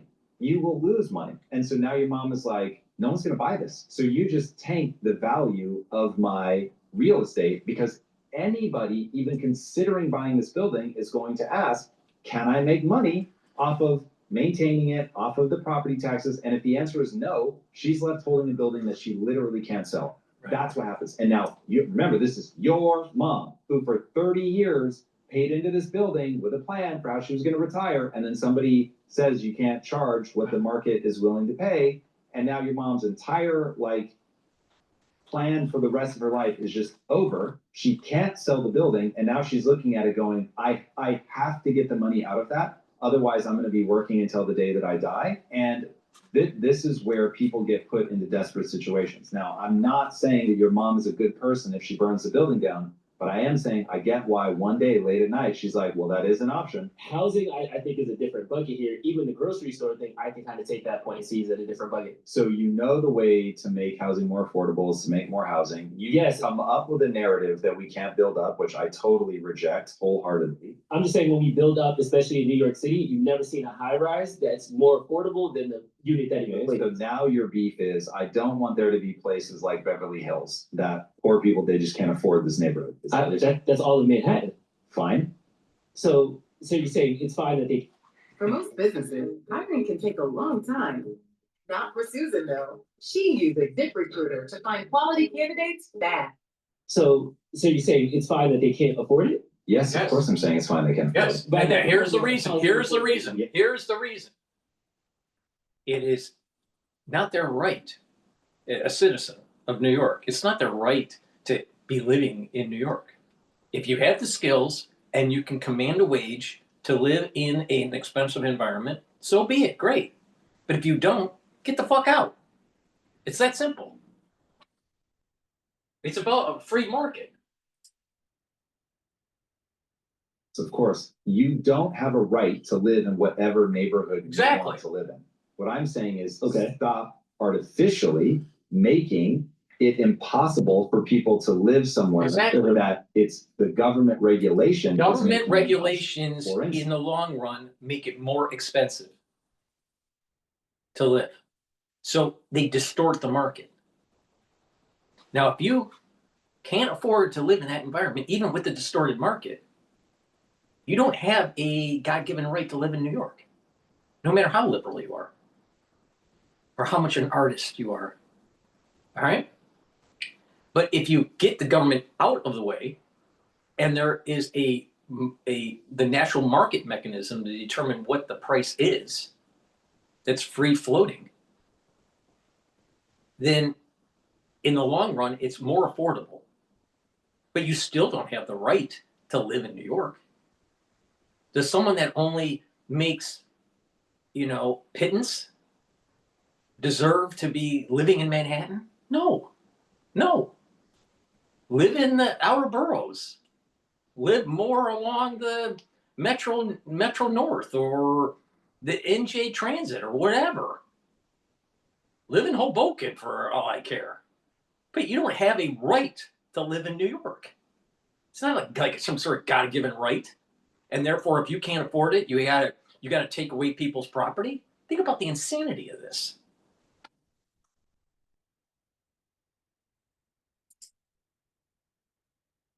He's right. Stop freezing rents. Yep. Because if building a business in building a building in Manhattan was lucrative, then a whole bunch of people would do it. And if a whole bunch of people were doing it and renovating these buildings And it and would- knocking and it would them drive the down, price building new things with more tenants, it's going to become more affordable. Now, if in doing that, the wealthiest people in America are like, actually, I want to migrate to the city. Yes, it is very possible that given that that is just a fixed, finite piece of land, that the wealthiest people are going to keep pouring in. But my instinct is that isn't going to be true. It's the number one city in the world, arguably. Right, but are you trying to regulate who can and can't come there? I don't understand. If you are saying no neighborhood should ever be able to be out of reach of, and I don't know if you'd say anyone, but are you saying every neighborhood should have low income housing? I have not said that, no. Perfect. Then now you're just into what you just said a minute ago, which is there will always be a supply and demand problem when Manhattan is of finite size. What I'm saying is the free market is going to lower the prices. It's not going to take them up. Regulation is going to take them up. It's not going to lower them. So I'm saying, yeah, it's possible that an area just becomes so desirable for a whole host of reasons. Take the Hollywood Hills, for instance. The Hollywood Hills are always going to be more expensive because they have a view. And there's just always going to be a certain type of person that's going to be willing to pay for that view. Right. So limited amount of hills. How many additional units we try to build on Hollywood Hills, we are going to reach the upper threshold. Yeah, exactly. We ran out of hills. Right. But I'm saying if you want to lower it as much as you can, then you would deregulate as much as is safe. I'm not saying you take it to zero. And then if you're going to put limitations on it, put limitations of habitation. So I get a regulation that says you can only own a house here if you actually live in it at least 51% of the time or whatever. Right. Now you're going to find out when it is single family ownership, single family dwellings, what becomes the price. And then if that price is just, it's too high, there's so many people that can afford that place and want to live in that place. Well, Manhattan is just more or less off limits for anybody that's making less than whatever, $350,000 a year. I understand the A to Z of what that laid out, but the end result of that policy would be, this is just how much it is. You got it or you don't. Yep. It's like you're at the bar. It's like That's club. always going to be the case. You got to cover. You can't own a house on a minimum wage structure. It's just not going to be possible. Now enter Mamdani, who's saying there are people who are quote unquote residents of New York, who are born in New York, who are now getting priced out of this same thing because the demand is too high, because the prices are rising. And they don't have the skill set to stay or the income level or whatever, and therefore they need to move out. And that's been the way of New York for 400 years. I mean, these people, I'll tell you, even if they've been like 3-generation New Yorkers, if you can't afford it, you're going to need to move out. It's that simple. In the world, because people are still flooding in, they are getting priced. So what he's saying is, I'm going to artificially hold this amount of units just so that way I can help those specific people. And if it worked, I'd cheer for it. It doesn't work. It goes the exact opposite direction. It will make a housing crisis. It will make it so that nobody wants to invest in the area. There's rent controlled units now. There's people who still want to live in New York. New York does not have a vacancy problem. I guess this is the fundamental, this is the values problem. So I think we can talk about housing. But you have to tell me what the end result is that you want to get to. Drew personally understands how the economics are working. The reason I'm trying to argue Mamdani's point is because I think a lot of times when we talk about him on the show, it becomes, oh, that's a socialist, and we kind of minimize like what he's trying to do. Mamdani's policy is full retard. It is so ignorant to how economies work that the very thing I'm screaming for is for people to just follow the math. If you follow the math, you realize if you make it impossible for business to run, then business stops running. Business is how you get affordable homes in anywhere. And he's making that equation. We've run this scenario before, not only here, but all over the world. Right. It doesn't work sometimes. It literally never works. But we're doing that now, though. And that's the thing that I think we're going to literally hear yourself. You're saying, wait, New York is totally fucked. It's totally broken. And we're already running his policy. That's my fucking point. Is even now, when you have some small amount of it going on, it hasn't solved shit, because what it does is it tells investors, don't invest here. What if you were prepared for all those interview curveballs?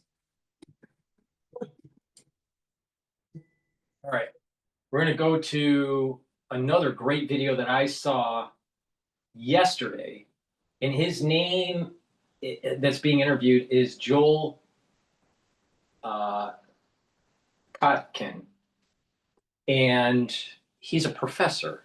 Now, I didn't know anything about this guy until just randomly saw this in my feed, listened to it, and it's very interesting. But before we do that, please go to my store, the-studio-reykjavik.com, and get the great deodorants that I have. They're made from essential oils from the Himalayas, and they're dual purpose. They're going to help to detoxify your body, and you use it as a daily deodorant. It's for males and females. You can get it in peppermint, lavender, and tea tree, or in citrus. Use it every day, and this is going to help to detoxify your body, and you're using it as a daily deodorant. By detoxifying your body regularly, you're helping with your endocrine system and your immune system. So get the great deodorant bars on my store, the-studio-reykjavik.com. And take the zeolite. Zeolite will help to detoxify your body. It removes heavy metals, toxins, and chemicals. It binds to those and allows you to urinate them out within about 6 to 8 hours. Take this every day. Take 3 small drops underneath your tongue and drink filtered water. Do that every day. And by detoxifying your body, you're helping your immune system and your endocrine system and your other bodily functions. By reducing the toxins in your body, you're helping your liver, your spleen, and your kidneys, even your brain. So please go to my store and get the zeolite. Take it every day, 3 small drops, drink it with filtered water. And also C60. C60, you can get it in a 2-ounce, a 4-ounce, or an 8-ounce configuration. You can get it in avocado oil, extra virgin olive oil, and MCT coconut oil. Take a teaspoon a day, every day, preferably on an empty stomach. If you work out, take it before your workout. It's going to soak up the free radicals and allow you to recover from your workout quicker. But by taking this every day, teaspoon a day, it's going to soak up those free radicals, improve the health of your mitochondria. Your ATP is going to go up, so you have more energy. Your cells will perform better because it has less stress. By soaking up the free radicals at the vascular level, you're reducing plaque formation because you're reducing the concentrations of oxidized LDL. And for your brain function, you're soaking up free radicals in the neuron, reducing the stress of the neurons, so the neurons are healthier, has more energy, and it's producing the neurotransmitters, so your neuroplasticity will be better. And over time, you will think faster and have better memory. So please go to my store, the-studio-reykjavik.com, get the C60 in a 2-ounce, a 4-ounce, or an 8-ounce configuration. Take it every day, take a teaspoon a day, and you're going to slow down the aging process. You're going to be helping your immune system. You're going to be helping your endocrine system. Your body will perform better, including the basal layer of your skin. By soaking up free radicals at the basal layer and taking it with resveratrol, your basal layer will improve, and so your skin will improve. So you will physically see a difference. You will physically see a major difference between before and after in a year. 1 year, you'll see major differences that you look younger. You'll start feeling the effects of it within 2 months. So take a teaspoon a day, every day. This is very powerful, very potent. Take a teaspoon a day, every day. And if you're not feeling well, guess what? Especially for the fall and the winter season, take the C60 and soak up those free radicals that are generated when you're not feeling well. Please go to my store, the-studio-reykjavik.com, and get the C60. It is part of my protocol to slow down the aging process. In addition, just through observation, look at people that are chronically sick. They age faster. And the reason why is because they have high inflammation, they have chronic inflammation, and they have high concentrations of free radicals. When you soak up those free radicals and you bring down that inflammation, you slow down the aging process. It's that simple. So please go to my store, the-studio-reykjavik.com.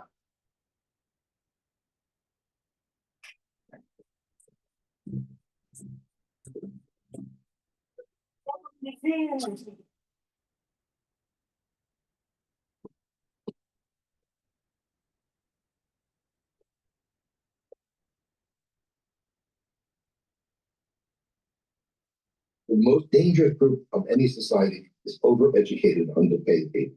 They are the most dangerous. And dig into that for a minute. What do you mean by that? Okay, like even in the Tsarist Russia, we had this, which was, You have people who went to school, got a discipline of some sort, and expected, have been told by their parents and by their teachers and by their guidance counselor, you get that master's in, classics. Well, classics would be useful, but in marketing or gender or it could be a lot of different things. And you're entitled to a job which will allow you to afford to live in New York City or San Francisco. But it didn't work. So what you get is you get this resentment. So you've had, if you look at rebellions. Exactly. This is exactly what I've been saying. Is that they feel entitled because of the schools they went to, maybe even because of their socioeconomic background, and they feel entitled that they should be living in a metropolis, but yet they don't have the skills that the metropolis needs. So they feel that they're entitled and they want to break down the system because they can't get what they want.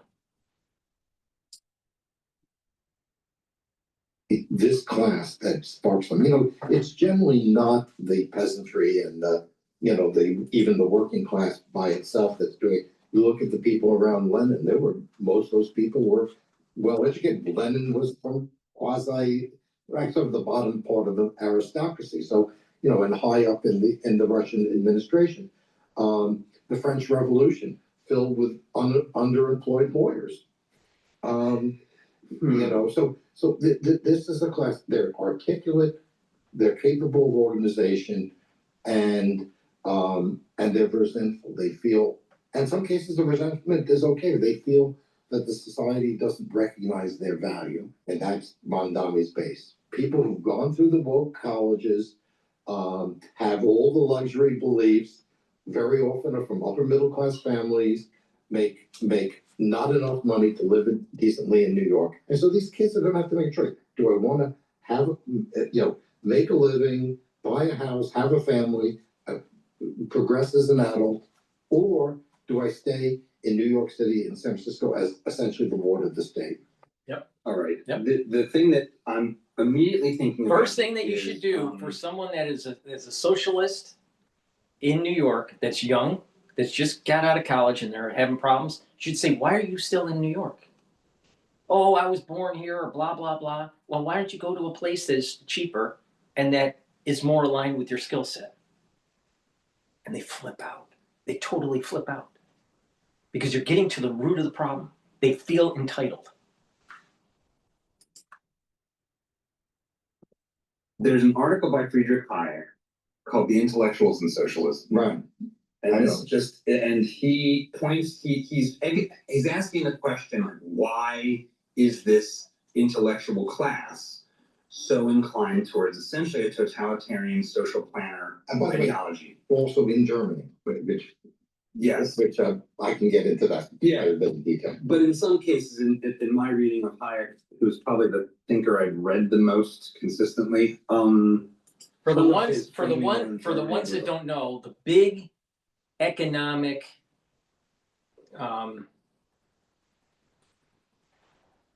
discussion or debate is the importance of central banking. Should it be more laissez-faire, or should they be more central planning? Keynes thought that it needed to be central planning. Now there is a nuance with Keynes. So Keynesianism, which is not Keynes, Keynesianism is like Keynes on steroids, but Keynesianism thought central planning through monetary manipulation through the central bank, more printing of money every time that there was a crisis. Hayek was basically saying, don't do that, right? So it was more, you got to take you have to do things that you take adequate risk evaluation and measures so you don't hurt your company. And then in the totality, your society will be more robust because you're more prudent on your decisions, and you're less reliant on the government, right? And you're not creating moral hazard. Meanwhile, the Keynesian philosophy is, If there's a problem, always print more money, keep on printing more money. And then you have problems with inflation. Now, and debt, because there's also a fiscal component to it. Now, Keynes originally had the thoughts that you only do this during crises. The problem is that every time there is a crisis, it gets redefined in how bad a crisis really is, and that any pain is unacceptable and therefore always have a bailout. While Keynes was really more focused on really, really bad crises, currency crises, depression type stuff. But recessionary, not so much, right? But it's a socialistic mentality. Well, Hayek was more conservative, right? More individualistic. So that's the way I see Hayek, this balance between Hayek and Keynes. But with Keynes, it fits into political economy, where people are promising certain things. And if things are bad, we'll just have the Federal Reserve keep on coming in and just printing more money. And we'll just keep on creating these fiscal stimulus programs, and we'll just have it funded by releasing more debt into the market. It creates inflation and potentially a debt cliff. So that's the nuance there. Now you have Marxism and Mises that's battling capitalism and communism, right? Mises and it's more focused on the capitalist side, and Marx is focused on communism, right? So, but it's really important to keep in mind here that Hayek was more conservative, and he was warning people that if you go down this road of constantly relying on the central bank, constantly relying on big government to bail the society out, you will lead to a collapse.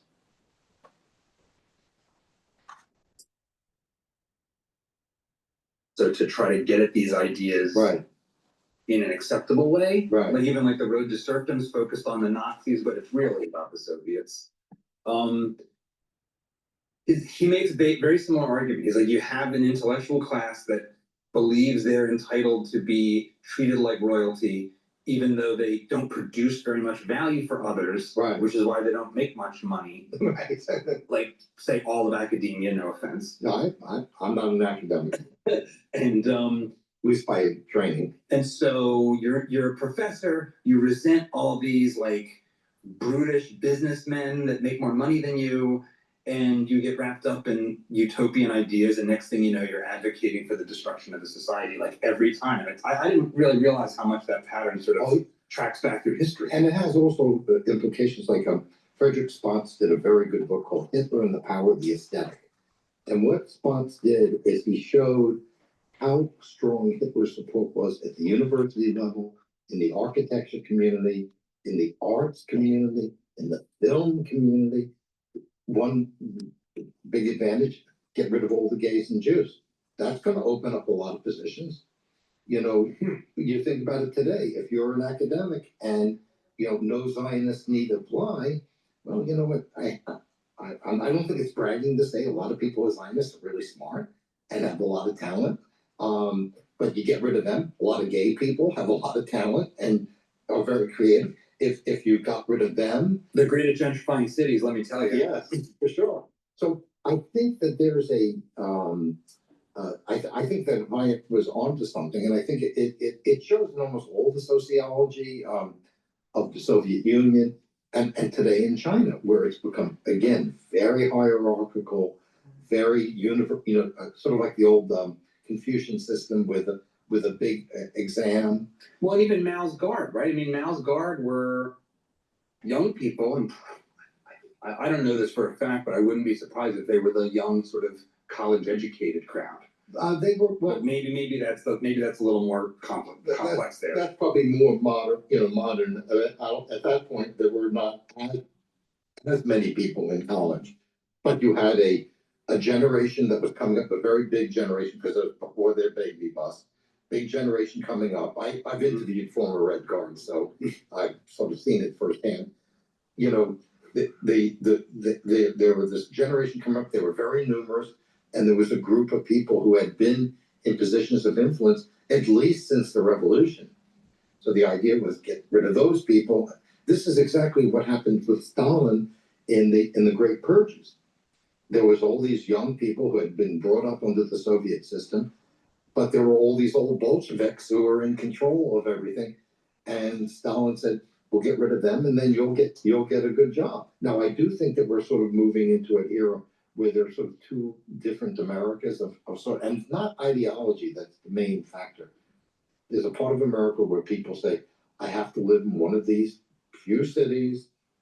I want to be in a place where, you know, all the sort of woke ideas are still, you know, fairly strong. I don't. Why do you want that? I don't. Well, because if I'm, you know, this is particularly true, unfortunately, with women. They want to live in this environment, you know, without, you know, essentially with very little male interference. Let's put it that way. There Or very little testosterone. Let's say that's for sure.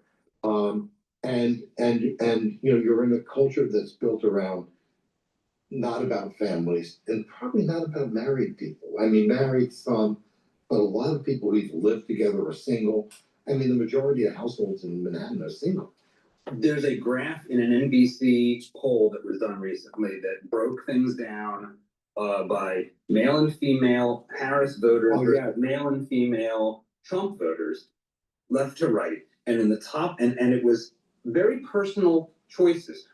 You're ranked 1 to 13, list of priorities.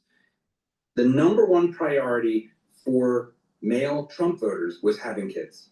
And actually, female Trump voters, that was like number 6. Right. Harris voters, it was second to bottom. Right. Female. Well, look, you think about Because it's not, it goes back to. Product of academia. It goes back to what I was saying before, and that is God, country, and family. When the Democratic Party basically erodes that. They don't have an affinity to country. They think it's just a global world and you know, that you shouldn't have affinity to the American flag. Many of them are agnostic or atheist, and they don't even want to have families. They demonize families. They want to have their abortions. 65 million fetuses have been terminated since the 1970s. Over 65 million. That's just in the United States. 65 million people have been killed. And you have the ultra liberals out there saying, look at what Israel's doing to Gaza. Look at what the ultra liberals doing to the fetuses in the United States since the 1970s.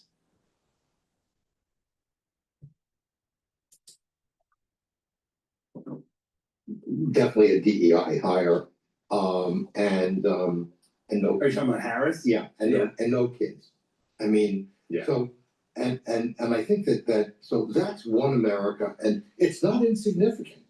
And then there's the other America where people are moving to places where they can have children, where going to church or synagogue doesn't make you a weirdo, where you know, where the kids get a good education, where you know you could, you know, where it's usually somewhat affordable, and these are two Americas. And so I think what we're going to see in the next few decades, the power of the first America is actually going to be sustained by a very low birth rate, and by this group of women, and obviously somewhat consequently men who never have children, never get married. It'll be sustained by that, or it'll die as a It'll be result? sustained for a while until the areas where people have children overcome them. So, like for instance, if you look at the states where the people have the most kids, you know, they're mostly in the South, in the Great Plains. That, you know, that's where people have children, and that's where people get married. I mean, if you go, you know, in the old days when I was growing up, middle class people lived in New York. Middle class families lived in Manhattan. My dentist lived in Manhattan. Yeah. You know, friends of mine lived in Manhattan, and you certainly could be a upper middle class with a couple of kids. You could do that. Yeah. I think that's becoming harder and harder and harder to do and live in Manhattan. You know, the demographics are pretty clear there.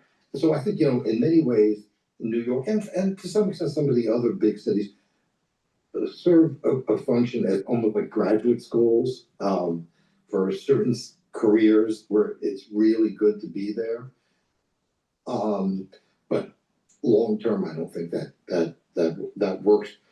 And I think it's a shame, and I think it's unfortunately sparked a cultural divide in the country where people who are married, have kids, maybe own a house, don't live in Manhattan, have a very different worldview than the people who live in Manhattan. The problem is the New York Times, even the Wall Street Journal, Outside of the opinion section, opinion, they're the same people, they're the same attitudes, they went to the same colleges, they have the same beliefs. They don't even understand the rest of the country. You know, what's going to be really interesting to see is when does the woke people...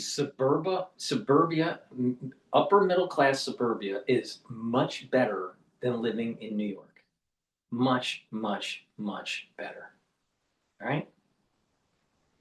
And the thing is that you're going to see a further decline of New York because of the ultra-liberal destroying it. I mean, think of Paris. Paris is a shithole. London's a shithole. Why is all these places shitholes? What's the common theme? The liberal.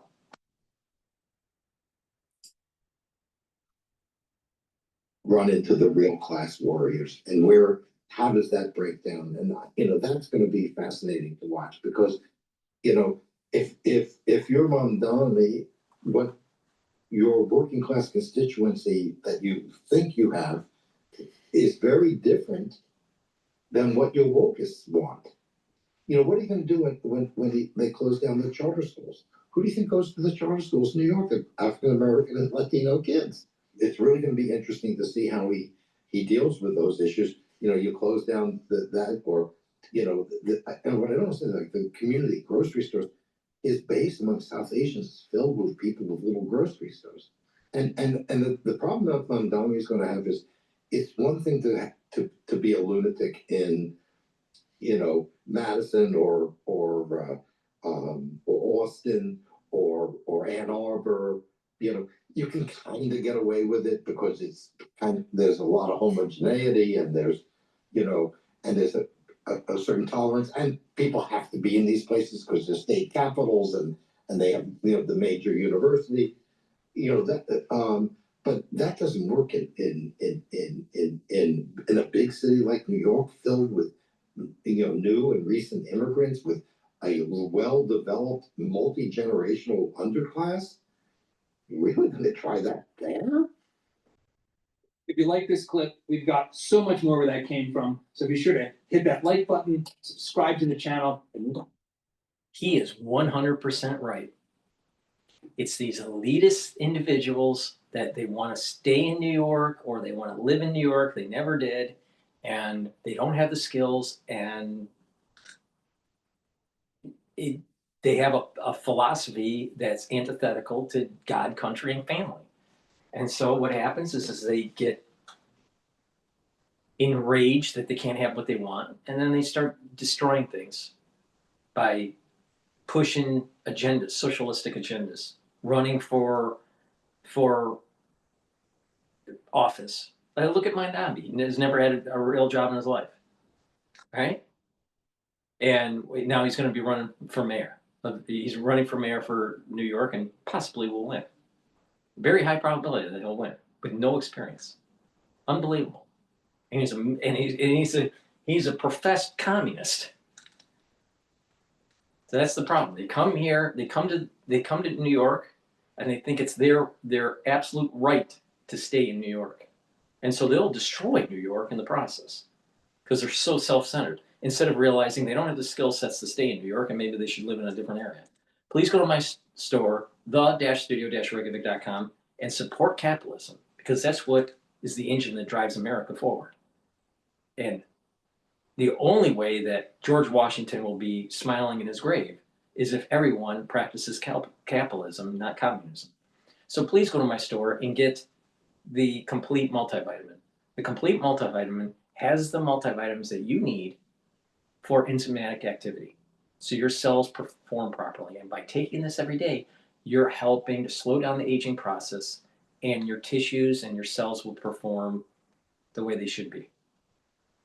Now, if you notice that people are getting older, their cells and their tissues and their organ systems don't perform as well. So if you have the multivitamins that are the cofactors for proper enzymatic activity, your cells will perform better. Super important as part of my foundation for my anti-aging protocol. Another supplement that's part of the foundation that you should stack with the multivitamin is the probiotic. You can get the powdered version or the veggie cap version. Probiotics are super important to help with your gut biome, to allow you to absorb your nutrients, to improve your metabolism, to help with your immune system in your gut. Also, with a good probiotic, you're improving the communication between your gut and your liver and your gut and your brain. By improving on the gut and liver, your metabolism will be better. With your brain function, you're going to be able to sleep better. You're going to be able to detoxify your central nervous system. You're going to be able to consolidate memory.